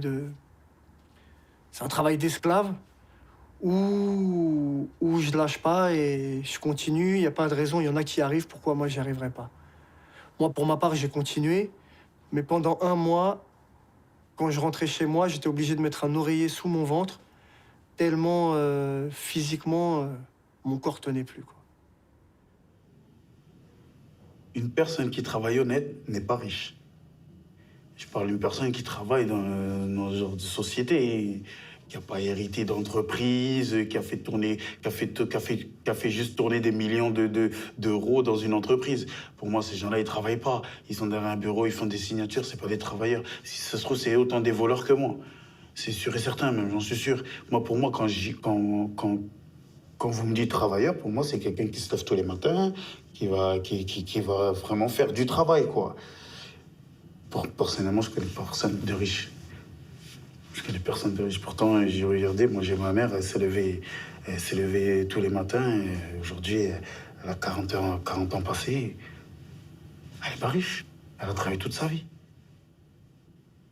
Вже 9 років, як я поїхала з своєї любимої України. Поїхала я на заробітки в Париж. Працюю я тут, прибираю різні роботи. Прибираю, гуляю з собакою, дивлюся дітей, доглядаю дітей, хто куди покличе. Допомагаю бабусі, тут є така бабуся старша, теж полюбила мене. Люди мене люблять, і, напевне, те тепло, яке вони мені дають, а я віддаю їм своє тепло, так і підтримує мене тут, так як вогник маленький. І тут я так проживаю. Но те тепло і той вогонь, який був вдома, то я не можу вам передати. Дома, от уже 9 років, приїхала я в 40 років, 9 років моєї молодості пройшло тут, за границею в Парижі. І не можу сказати, що погано тут, но то рідне, то гніздечко, ота моя хатинка, в якій я виросла, в якій я зросла, і де горить вогник, коли я прийду, і мама мене буде чекати при світлі, той вогник мене кличе додому, до України. Мої діти і моя мама, вони на мене чекають. І, напевно, тут все є, багатство є, все є. Але я не знаю, чи то в мене така душа, вона рветься додому. ดิฉันก็เป็นผู้หญิงทำงานกลางคืนนะคะ ดิฉันต้องเสียสละทุกอย่างเพื่อครอบครัวนะคะ พ่อแม่ดิฉันก็ทำไร่ทำสวน ไม่ได้มีฐานะที่ดี ดิฉันก็เลยต้องดิ้นรนนะคะ เมื่อก่อนยังมีแฟนช่วย หรือว่าhusband นะคะ ทีนี้แบบคือเราต้องแยกทางกันนะคะ มันเป็นปัญหาที่แบบว่ามันไม่ดีเลยล่ะค่ะ ดิฉันก็เลยต้องทำงานหนักคนเดียว เพื่อจะส่งเสียให้ลูกสาวได้เรียน ได้มีความรู้ที่ดี แล้วก็อยากให้เขาไม่อยากให้เขาลำบากเหมือนตัวเก๋เองนะคะดิฉันไม่อยากให้เขาลำบาก ดิฉันยอมเหนื่อยคือเหนื่อยมากๆเลยค่ะเหนื่อยมากๆบางครั้งก็มันเป็นอะไรที่แบบว่าไม่รู้จะอธิบายให้ใครฟังค่ะ ดิฉันต้องเสียสละมากๆค่ะ Pues sí, pues nosotros andamos cortando caña y es muy duro el trabajo de nosotros, pero pues a ver qué nos queda, que tenemos que trabajar aunque sentamos duro el trabajo, porque no nos queda otra, para irla pasando. Aunque sentimos que nos quema el sol, pero pues ahí andamos trabajando.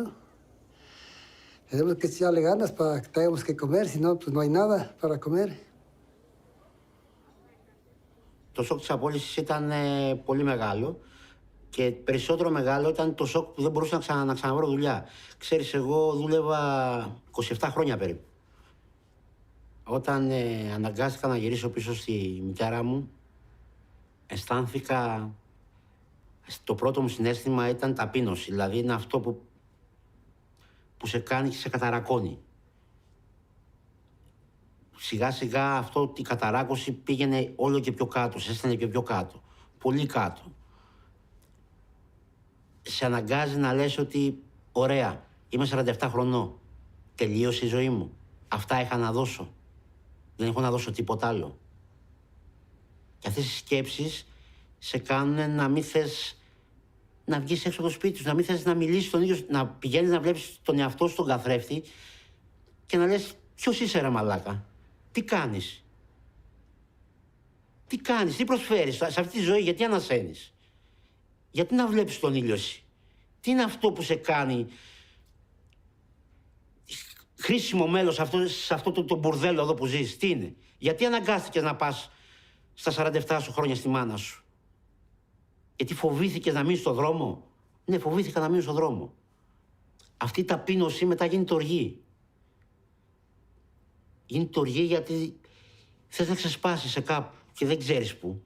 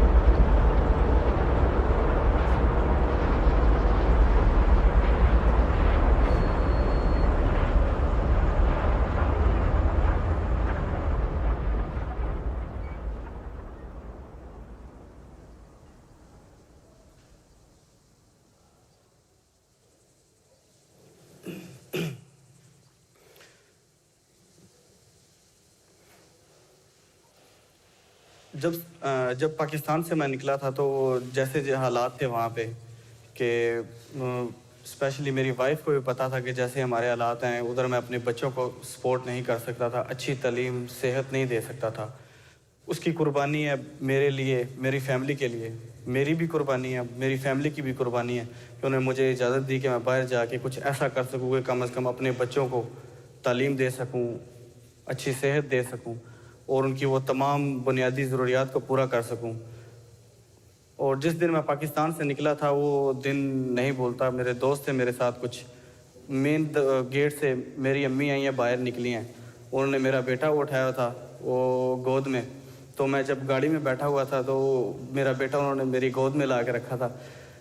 मुझे बोला था कि इसको देख ले, पता नहीं कब नेक्स्ट टाइम तू इसे देखेगा। तो वो मुझे नहीं भूलेगा कभी भी। वो मेरा बच्चा मेरी आंखों में अभी तक मुझे वो नज़र आ रहा है ऐसे।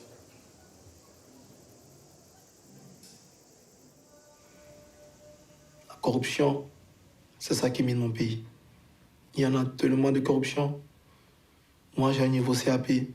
Je n'ai pas pu trouver juste un petit travail qui peut me donner un salaire autour de 40 000 ou 50 000 pour avoir une petite rémunération à la fin du mois.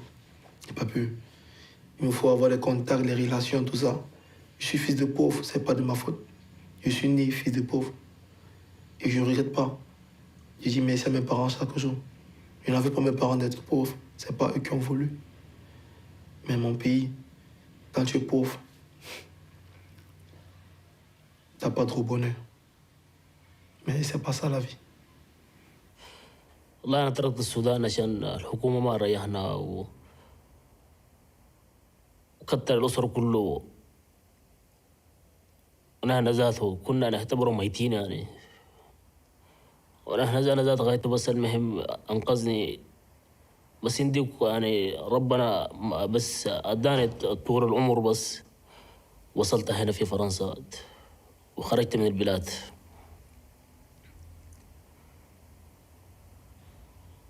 وأنا كان ما أعرف نفسي أنا أكون حي بالطريقة زي ذات يعني.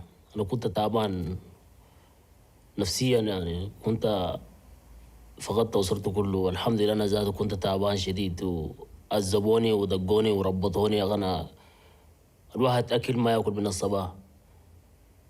وقلت لك صفق بتشير وأقول لك أكل.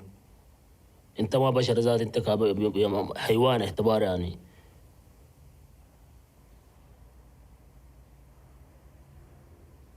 وأنا قدامي كده أغتصب أخواتي قدامي أنا. لما جات مرة ذات قاموا جلدوها وقام يغتصب مرتي قدامي أنا وأنا بكون حي. أنا أقدر أقعد كيف في البلد زي ده؟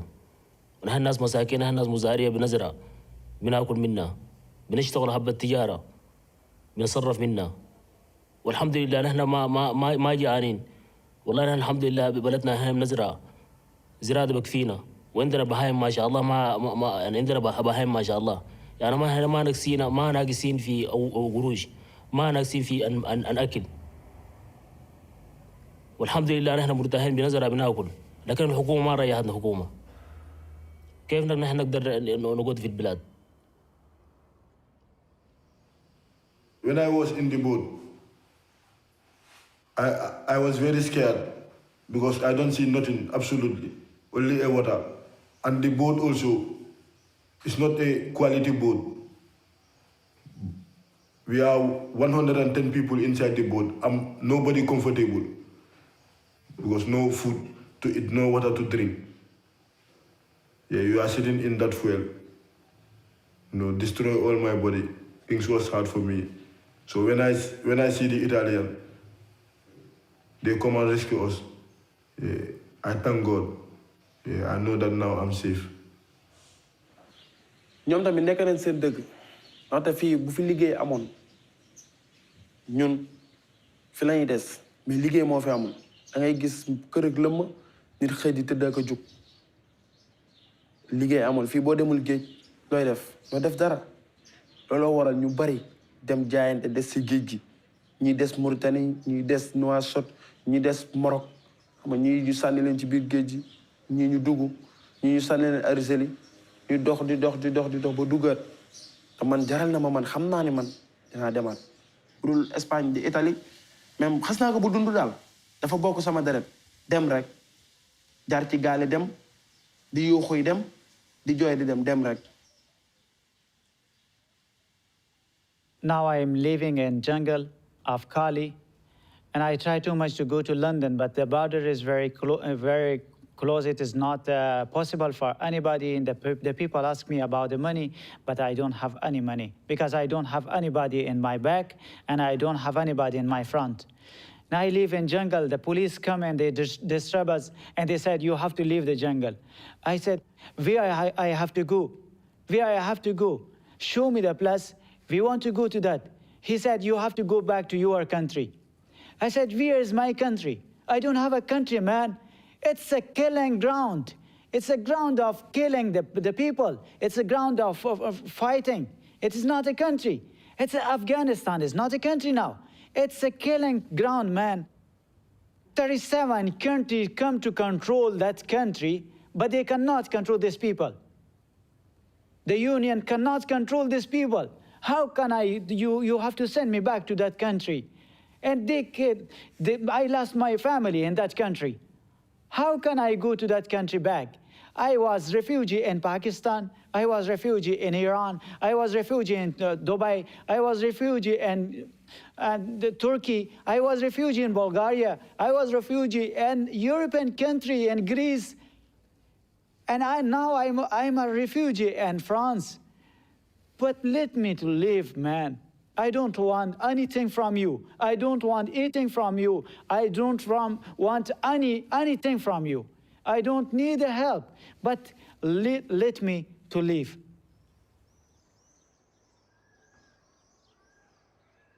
Je m'étais fait arrêter et conduit dans un commissariat par la police.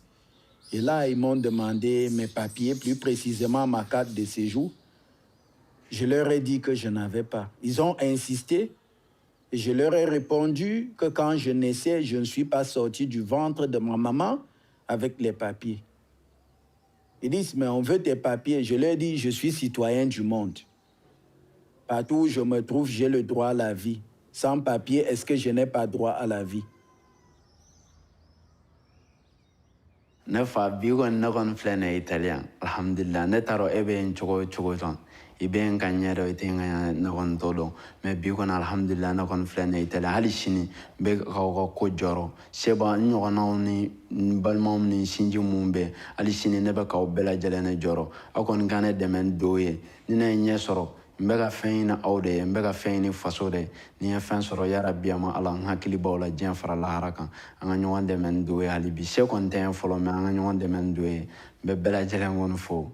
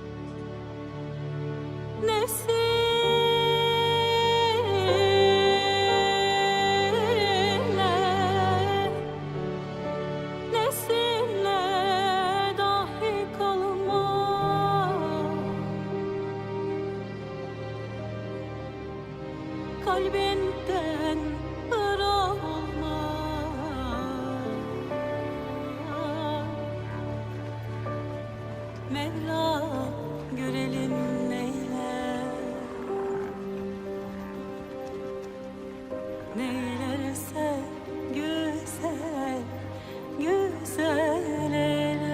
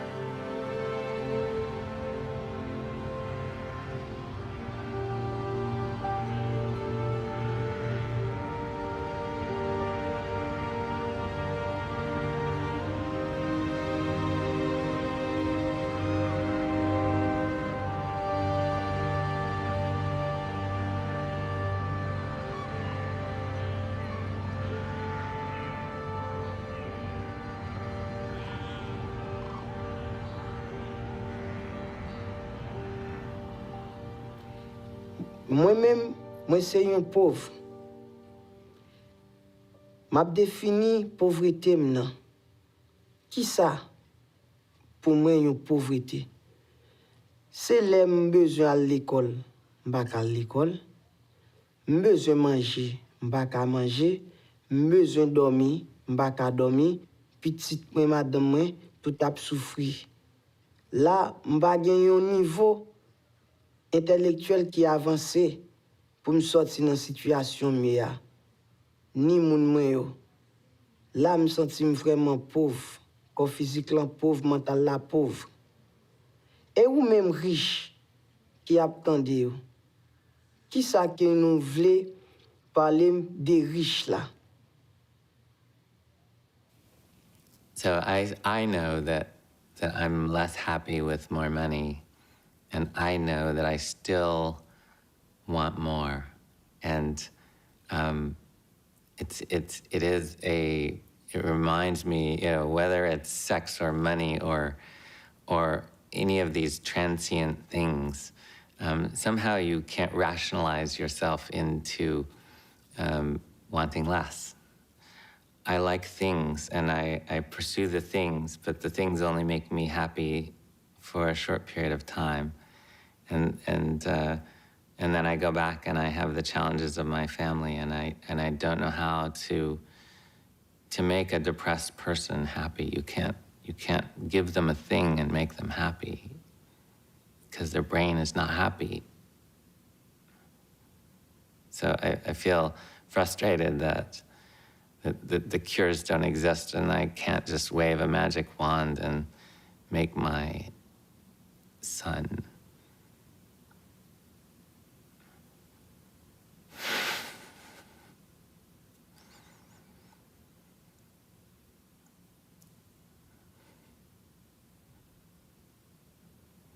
better.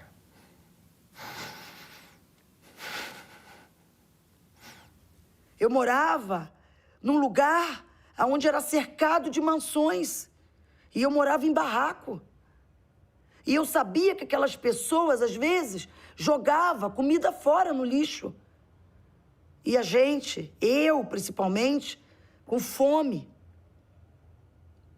querendo um pouco de comida para comer. Para mim, a pobreza me entristece, mas me entristece por causa da injustiça. Porque se todo mundo tivesse alimento, pelo menos alimento, em casa, ela podia raciocinar. Raciocínio é inteligência. Então, poderia ser pobre em casa, de morar em barraco, mas teria a inteligência na cabeça para poder sair dali. Eu, graças a Deus, eu consegui vencer isso. Mas e quantos outros não conseguem? E muitos até morrem por isso. Isso é muito triste. Para mim, é injustiça pura. La rue est une école très dure. La pauvreté est un état dans lequel je suis actuellement, mais à force de le vivre quotidiennement, non pas on s'y complaît,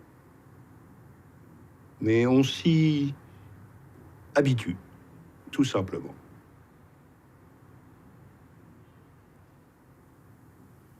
La pauvreté est un état, c'est un état qui dure. Et pour beaucoup trop. Some of the most generous people I know have no money. And that's how it should be. When we have no money, it's a different lifestyle. When you see the old people, there was no, in our language, we have no such word as please or thank you, because it is what is expected of us is that we share and we give what we have. Today, we have to say please, we have to say thank you, we have to beg for things. In the old days, it was just a giving thing that we would share things. That was a part of who we are. And not only for Aboriginal people, I expect people all around the world would do the same things before money. But nowadays, it's mine. There are words like mine. We don't share our things anymore. And it's become, it kills us as human beings, as a society, as a race. When I say race, I'm talking about the human race. But we deny other people shelter, we deny other people food, we deny other people their survival purely because of money.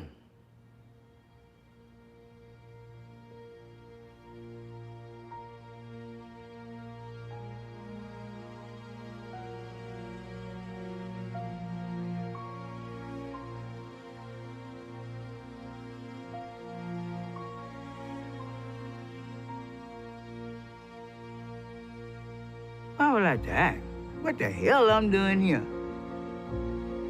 If I can't build here with y'all build here where I am and see what the hell going on. Let's switch for a minute. Let's switch. You come here and be me and I go there and be you. Then when we meet up in this midline or the equator, then we'll figure out that,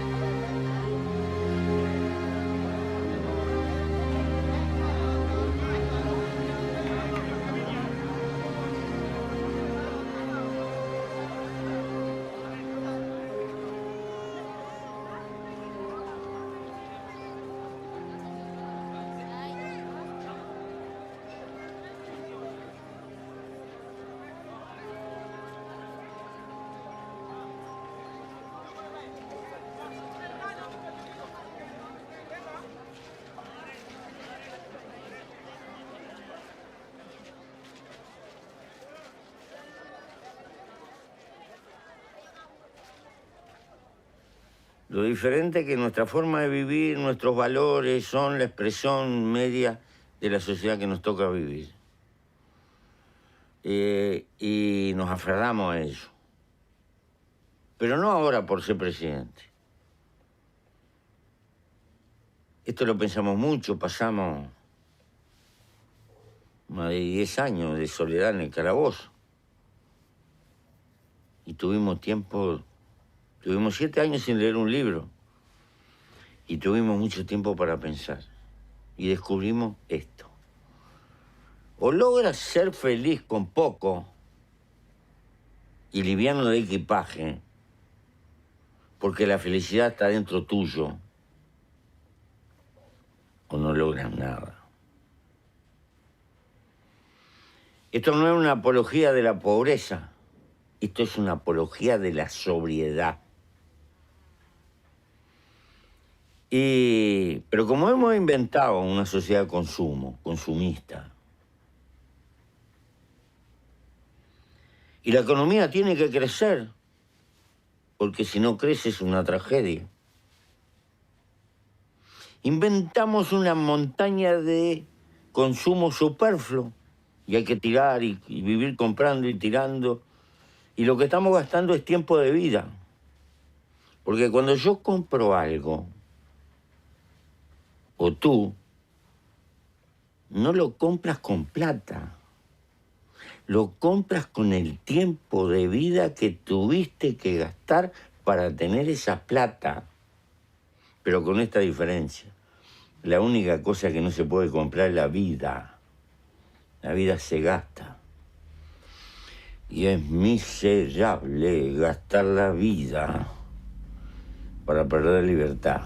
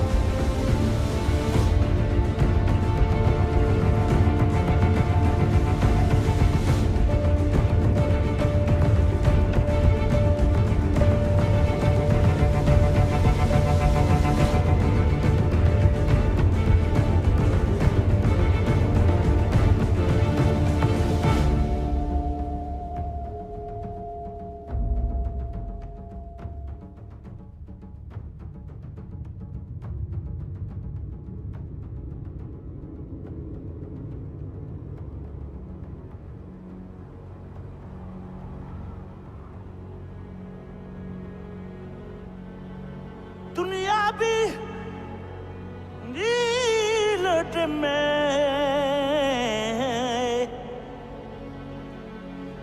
yow jëmm ji nga la aaral ma ko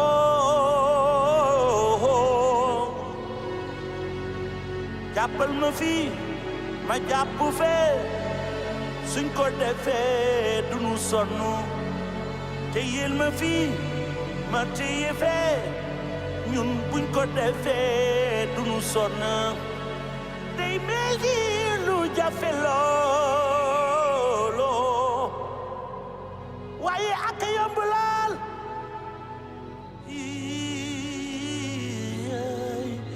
jàppal ma fii ma jàpp fii suñ ko defee i duñu sonn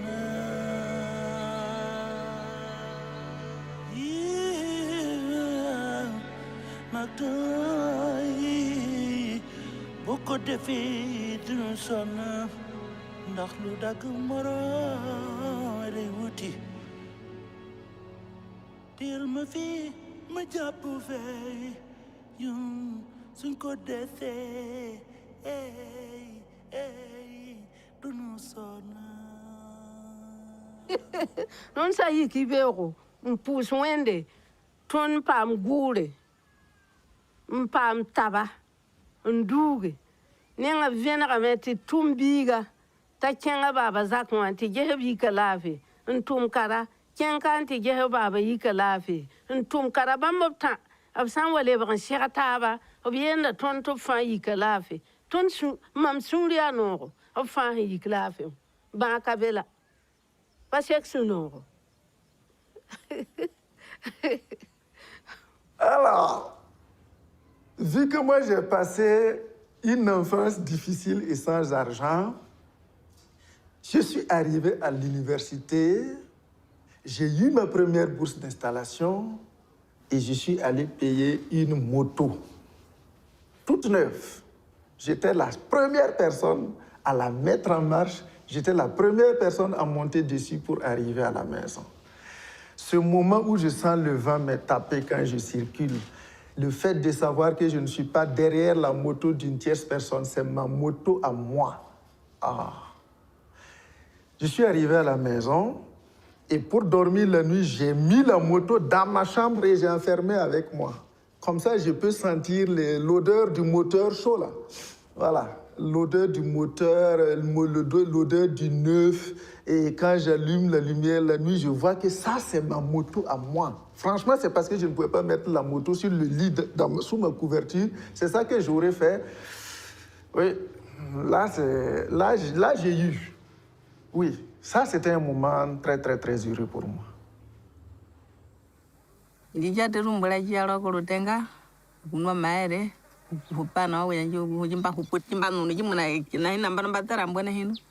Yaro rukuno no kujumbura jinga roko jimi chatero na wandi jimino maere jimi ara jimi ribi kulia bihembi mi hepwa mbia hepwa nukura kumulandu mbasvere ngume jichatere nawa nguma hungiro yinwa okujubo na jinjiri monjo nja hotwa njeno kolakera po jinjeno kumuna pepera njeno kumuna ikweke okujami ho binambi njichatero munyoli mbyo po mbyo.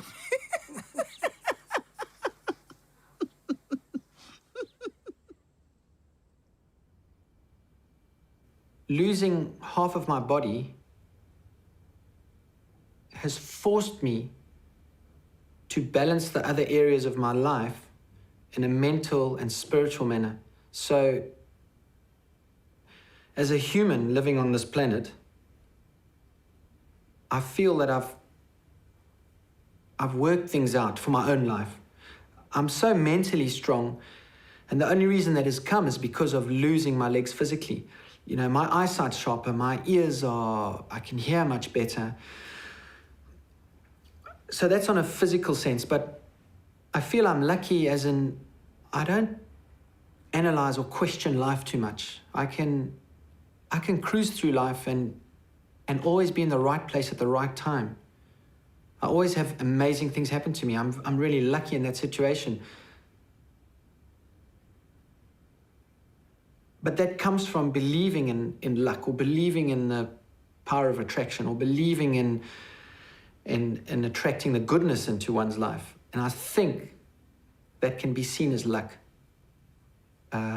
So if God himself jumped down in front of me right now and said to me, Bruno, I'll give you back your legs, but I'll take away all that you've learned over the last 13 years, I'll tell God, keep your legs. Because just my experiences from being in a wheelchair and traveling the world in a wheelchair, I've seen life from a different angle. And that's taught me on a spiritual level to just accept and to be happy whatever's coming next. Счастье. Счастье, когда дети любят возвращаться в твой дом. Это как мое материнское счастье. Счастье, когда муж заходит, улыбается, поцелует в щечку спустя 33 года замужества. Это тоже счастье, но счастье уже женское. Счастье, когда внуки бегут навстречу и своим ангельским голосом кричат «Бабушка!». Вот именно когда бабушка кричат, а не бабушка, когда повзрослеют. Это тоже счастье. Счастье, когда на работу приходишь в коллектив, и тебя встречают. Встречают и радуются. Что вот пришла, значит, можно пообщаться. Это тоже счастье. Счастье, когда утром встаешь, и у тебя нету боли. С букетом болезней. Это тоже счастье. Счастье, когда дождик идет, значит, урожай будет. Счастья много. И в то же время оно одно. Живешь, значит, счастлив.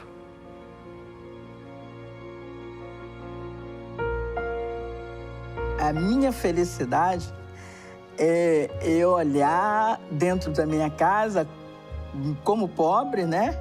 Eu tenho uma televisão, eu tenho uma geladeira, eu tenho uma máquina de lavar roupa, eu vejo a minha filha bem, eu vejo meu filho bem.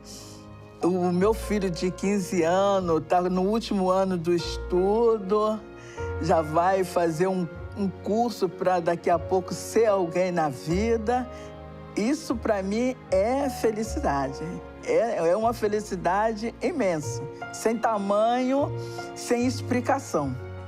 Que eu cheguei lá, eu consegui chegar lá, sem deixar meus filhos passarem provações.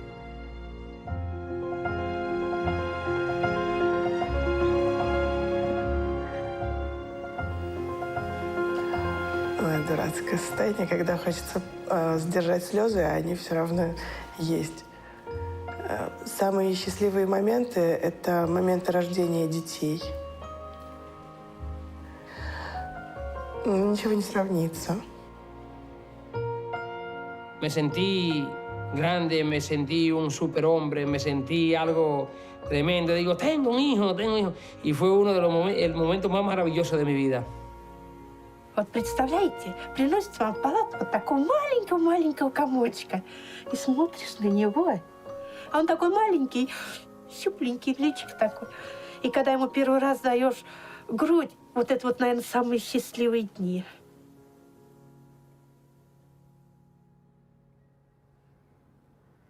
La familia para mí es comunión. Es llegar a tu casa y encontrar a alguien que te abrace y te diga, qué bueno que estás aquí. Ayudar a mis hermanos a hacer algo que ellos no pueden, que yo ya pude, por ser uno de los mayores.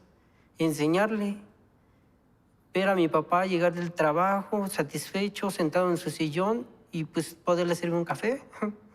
Creo que me hace sentir bien.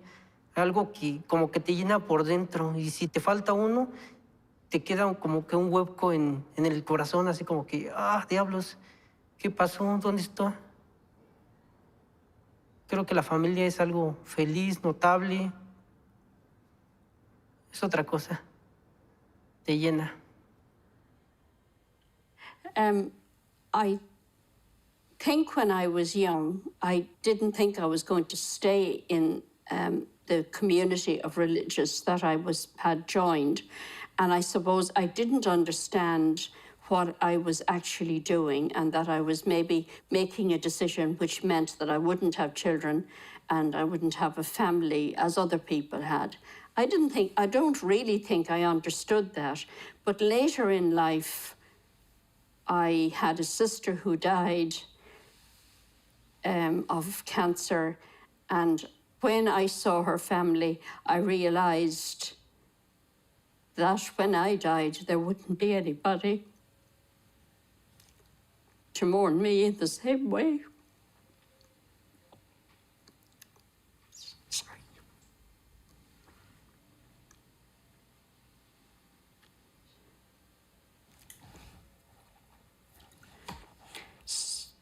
It is, as time goes on, then you recognize that you are a parent to other people who you work with or who are friends or who are related to you in some way. So even though you haven't your own family, you have family. So I think that's important to me. Ça peut sembler très bizarre, mais il est très difficile de dire à mes parents que je les aime, en fait, tout simplement. Je crois que c'est tellement puissant. C'est un sentiment tellement fort qu'au moment venu, on n'a plus les mots, on ne se dit pas « je t'aime maman, je t'aime papa », ça se dit pas chez nous, enfin, malheureusement. Mais pourtant, on s'aime comme tout le monde, hein. Très très fort même. C'est ça qui est difficile. J'aimerais pouvoir trouver un jour la force de leur dire, vraiment, avec des mots, avant qu'il soit trop tard. Yo me salí a los 12 años de la casa de mis abuelitos por maltrato. Entonces me fui a la calle, estuve una noche así solita, pasé frío y pues me daban ganas de regresarme, pues porque pues no sé, me daba miedo que algo me fuera a pasar. Pero pues dije no, porque pues qué tal si va a ser peor, van a decir que porque me salí, ya no me van a dejar salir. Entonces dije no, pues mejor sigo mi camino para que pues a ver si me pueden independizar yo misma. Lo que nunca podría perdonar sería a mi madre, porque haberme vendido no fue una buena idea. Si ella tuvo algún problema, lo hubiera aceptado, pero no fue conveniente que ella me vendiera, porque somos sus hijos y le dolió tenernos. Y pues eso es lo que nunca yo perdonaría.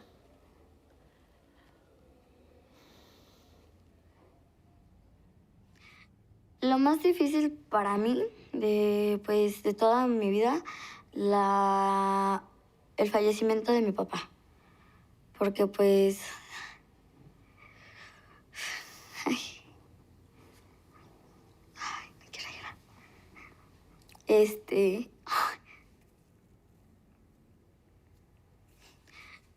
Fue con el que me apoyaba mucho. El que pues... nos sacaba adelante a mis hermanos y a mí.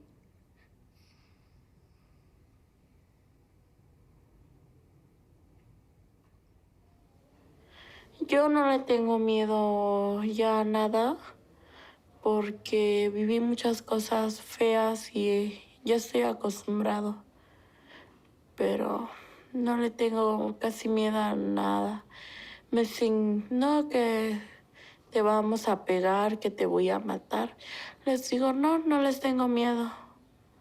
Y si ustedes lo hacen, no les voy a tener miedo, les dije. Sí, a mí mi papá me decía que a pesar de todo a pesar de todos mis tropiezos que tenga, siempre para arriba. O sea, si me caigo, volverme a levantar. Y así, si me caigo, levantarme y levantarme. Porque pues eso es lo que me ayuda a mí. Y pues si vivo en el pasado, pues siempre estaría llorando, siempre estaría amargada, no amistosa, o sea, nada. Sino sino ser juguetona y estar sonriendo.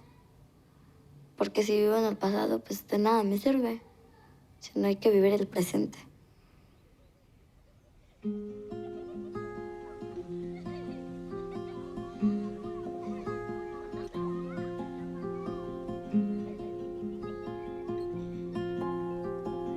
Tyst det är i nattens bo. Alla sover stilla. Kossorna och ängarna. Alla sover stilla. Under stjärnors himlavalv. Under månens jordafall. Kan du drömma och sova?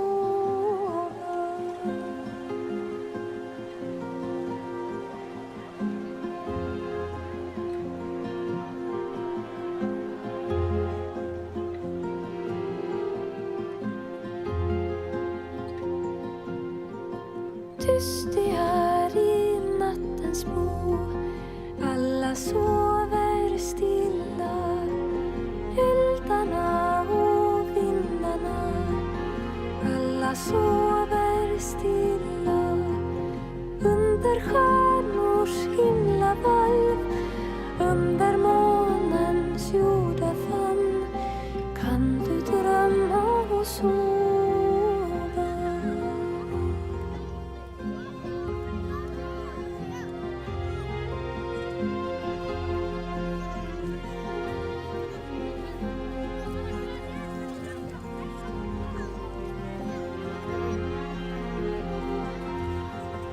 Tyst det är i nattens bo. Alla sover stilla. Eldarna och vindarna. Alla sover stilla. Alla sover stilla.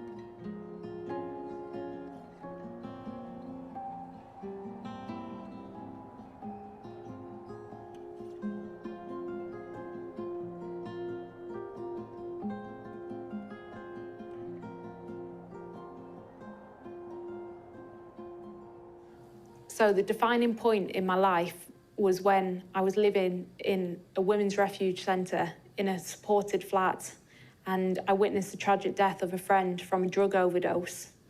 I had to stand up in court and tell his parents why this poor lad had lost his life. And I just remember thinking my life could have gone down two paths. I could follow him to death, or I could do something with my life. And a few days later, I walked into my local college and I asked them, please teach me. I want to learn. And there was an amazing tutor there at that point in time, and his name was Paul. And Paul said to me, come and learn with me, I'll teach you. I do a sport course, and I want you to be on that course, Sophie. And I just remember thinking, you know, this guy's amazing. You know, I've got no qualifications and he's willing to take me on.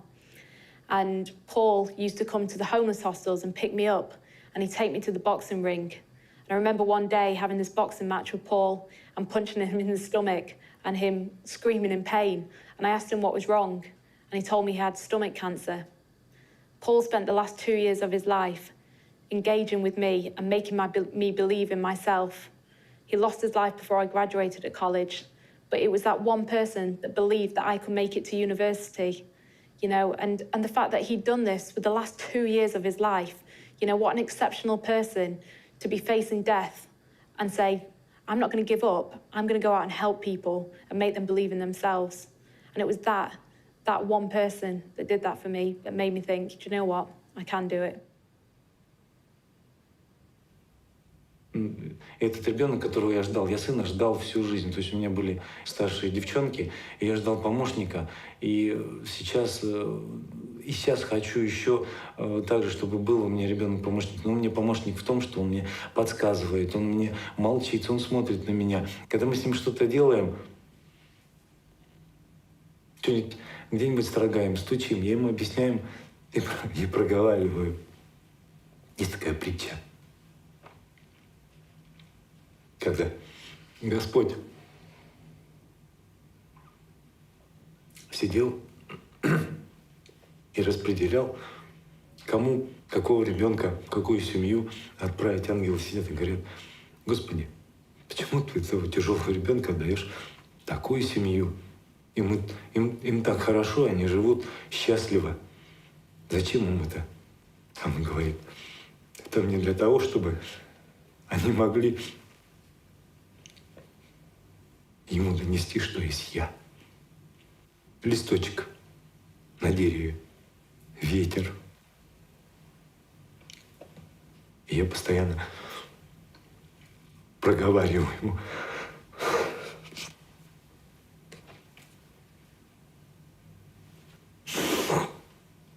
Я проговариваю об этом.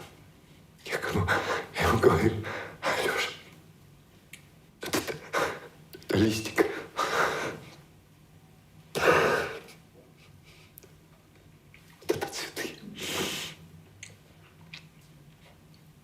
Это радость. Мы с ним выходим ночью. Я ему объясняю, что такое звезды. Я говорю: звезды. А он видит это и смотрит на меня взрослыми глазами, не по возрасту. Еще не такое, что дух, который в нем живет, он намного сильнее меня. И он меня ведет.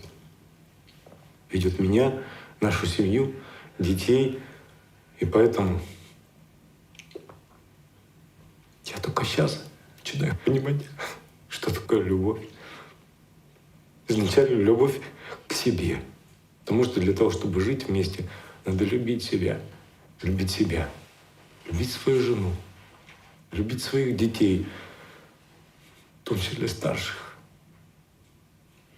любить своих родственников, родителей. Родители мои живы.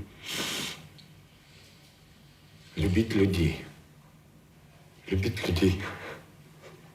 по сути. А суть одна. Тут только любовь может спасти этот мир.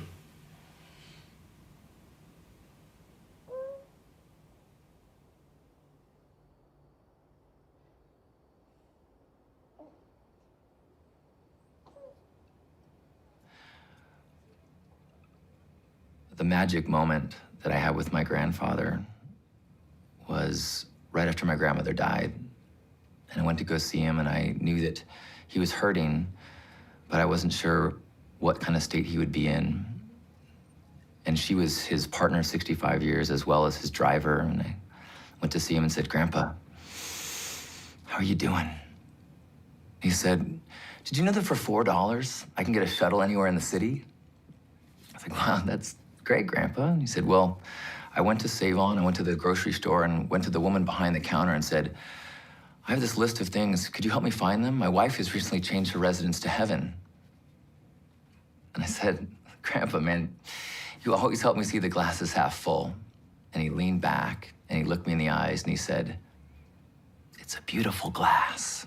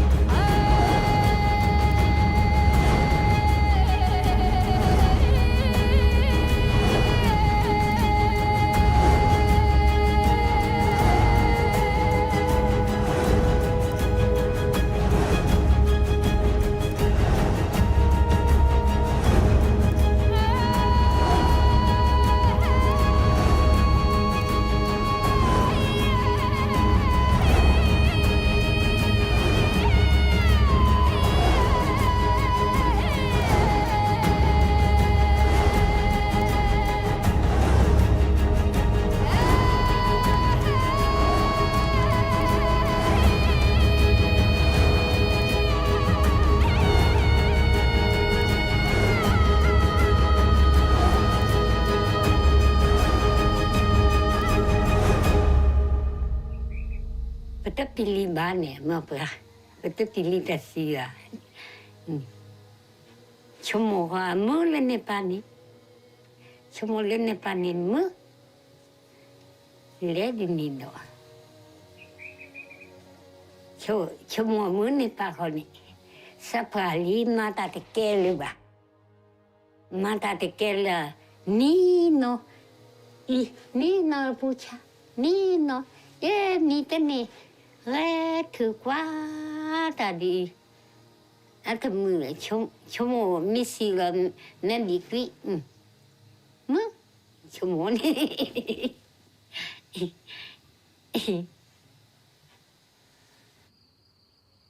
Après la mort, il n'y a plus rien. Et on va rigoler, on va au ciel, mais on ne prend pas le bon chemin. Quand on va à la terre, on va au ciel, on ne prend pas le bon chemin. Alors, je ne pense pas qu'il y ait une vie après la mort, moi. Je n'y crois pas du tout à ça.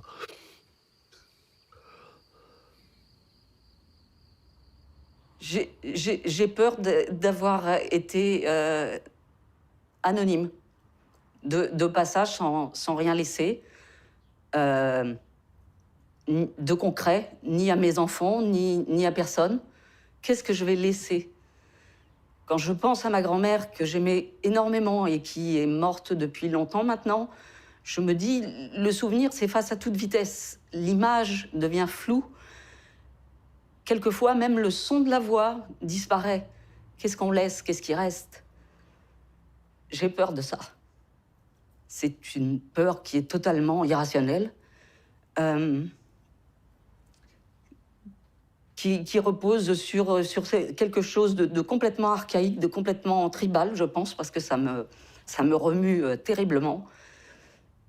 Et je ne crois pas que ce soit quelque chose qui soit de l'ordre de l'orgueil ou quelque chose comme ça. C'est autre chose. Ça rejoint un peu le sens de la vie. Qu'est-ce qu'on a fait là? Pourquoi je suis là? Je ne sais pas. Je ne sais pas. Qu'est-ce que je laisse? J'aimerais laisser quelque chose, oui. J'aimerais laisser une trace. Une trace.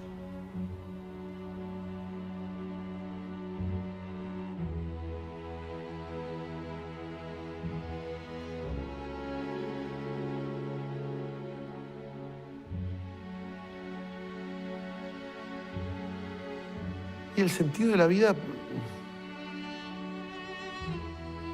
quizá me veo, no sé si es por una cuestión de que me veo, no me siento muy importante, no creo que seamos tan importantes, entonces no veo la vida como algo. La vida se lleva. Todos estuvieron, todos están y todos vamos a dejar de estar.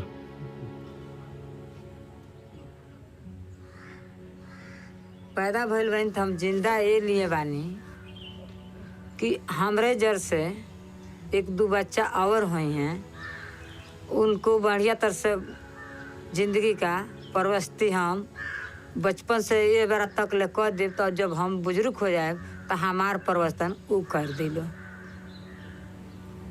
Ma plus grande peur, c'est d'être personne, c'est d'être rien, c'est de pas savoir qu'est-ce que je fais là, à quoi ça sert, si ça a un sens, de ne servir à rien, de vraiment ne servir à rien, moi, homme parmi les hommes. J'ai l'impression qu'il y a une dynamique universelle et si j'en fais pas partie, ça va me briser. J'ai envie de faire partie de l'histoire de l'humanité.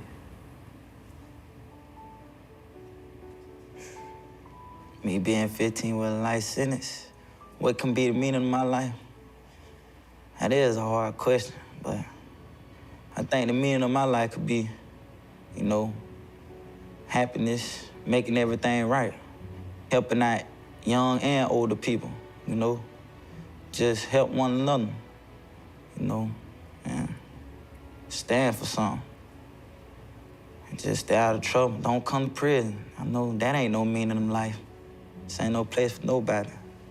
But I don't know. Everybody have their own purpose, so I don't know what my purpose is. And I don't know about that question.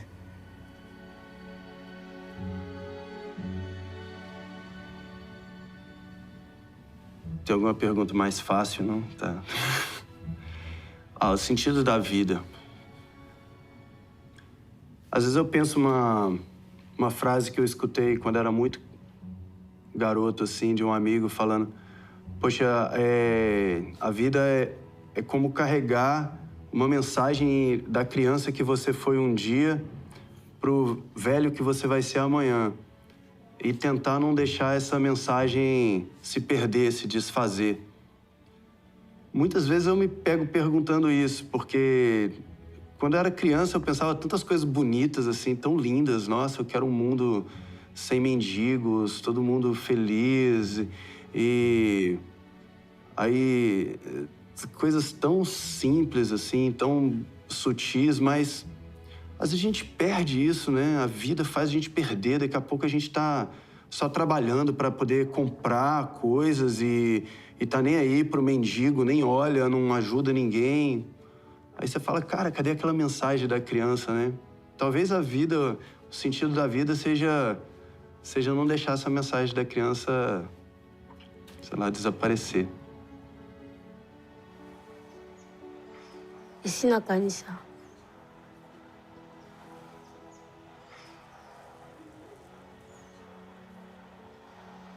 Esina kanisa nazana putina nazana mukili. Nazana mukili po na sala oyo nzambe atinanga na sala na mukili. Parce que na mukili mutu azwana mission na o nzamba tindelai. Ngape nazana mukili po na mission na ngai mais nzambe nda yebi. Nga na yebi onante.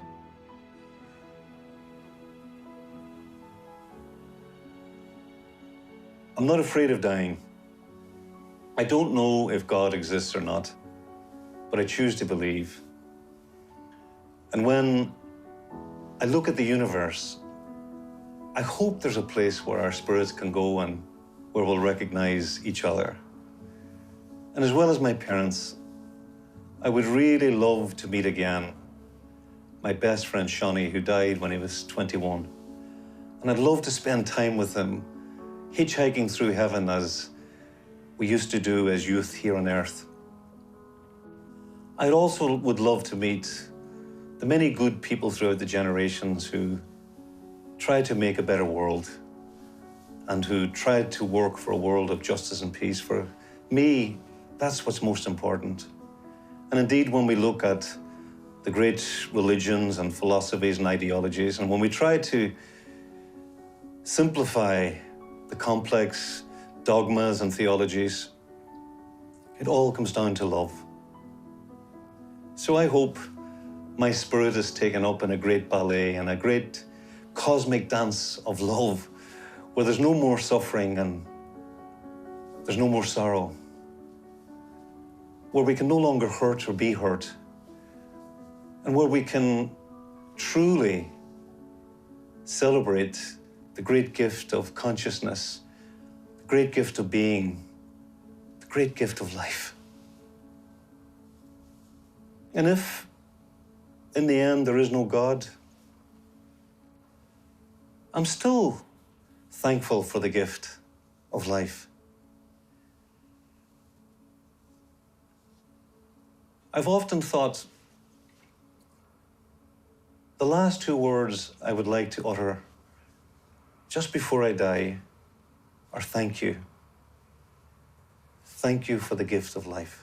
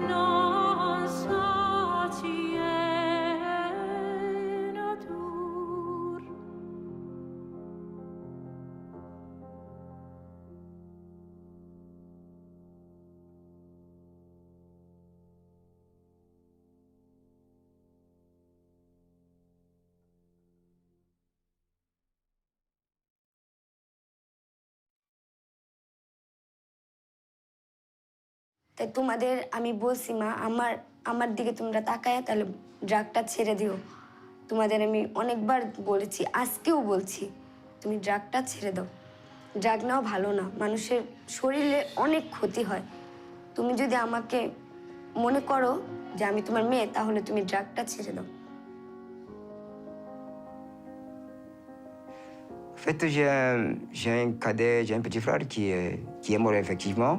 Donc il a laissé une petite fille de 4 ans. Et ça, malheureusement, encore la maman de sa fille, de cette fille encore est morte. Donc j'aimerais dire à ce frère-là qu'il ne se fait pas de soucis pour cet enfant. Parce que je connaissais l'amour de ce frère-là par rapport à sa fille.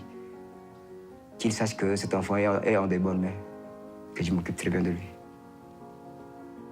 ค่ะดิฉันเป็นผู้หญิงกลางคืนก็อยากส่งข้อความให้คุณพ่อคุณแม่ว่าตอนนี้ไม่ต้องเป็นห่วงแล้วนะคะสบายใจได้เลยตอนนี้หนูทำหน้าที่ของหนูเต็มที่แล้วดูแลน้องได้รักษาน้องได้ให้น้องอยู่บ้านส่งน้องเรียนจะสัญญาว่าจะส่งให้น้องเรียนจนจบไม่ให้น้องลำบากแล้วถ้าน้องจบออกมาก็จะให้เรียนต่อให้กันจบสูงๆเพราะว่าหนูก็ดีใจที่ว่าน้องได้เรียนจบสูงเพราะหนูไม่มีโอกาสได้เรียนถ้ายังไงก็ถ้าน้องจบออกมาก็จะให้เรียนจบให้ได้มากที่สุดจนเอาแบบว่าจนคิดว่าหนูไม่มีปัญญาส่งน้องเรียนจบแล้วก็แค่นั้นค่ะ When I was 7 years old, my father went to prison for assassinating Rabbi Meir Kahane. And then in 1993, he co-masterminded the bombing of the World Trade Center in which 6 people were killed and over 1,000 people were injured. And if he were sitting in front of me today, I would want to know why he chose that path. I would want to know if he did it for fame or did you do it for your religion? Did you do it because you thought maybe you were going to create a better world for your family? Did you think about your family? Did you wonder if you would be able to escape and maybe you wouldn't go to prison and you know, we would all live somewhere happily together afterward. After 22 years in prison, I would want to know if you felt like the actions you took all those many years ago were worth it. And would you do it all over again if you had the chance to make that choice again? ففي شيئين أبي أقولهم لكم and don't forget who you are and always smile because smiling is the only language that everyone understands.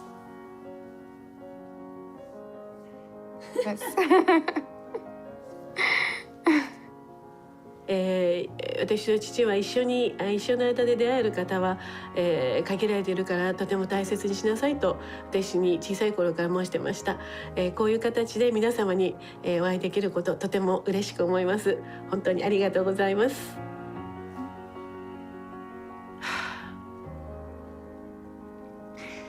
You've brought up a lot of things for me today. You've made me feel important. You've made me feel that I have something to offer. You made me feel that I had a place to go. You made me feel like my stories were welcome. And you made me feel happy. I think people need to feel that they've done something while they've lived. They need to feel that they've contributed. And today you made me feel like I contributed. And I am very grateful to you for that. Thank you.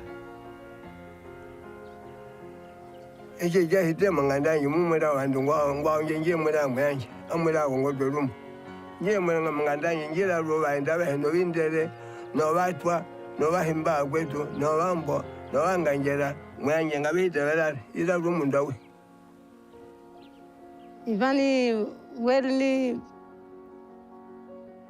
story gra kulinya ya kamera ba wokin ya wali mitini jana story kulinya piba wini mini ula ba Manuel ba movie ba mini ni kram lini yali nyani nama mas namba yena ya very lot speak no group pragu yelo kuluna ma ira ni kiana dugo taba movie men ni kra nan dugo nama gini kiani wor kula ba maklini matukanya nambe ni nani nasaba meni ba alinga ma naba ni nama gama masi to ni me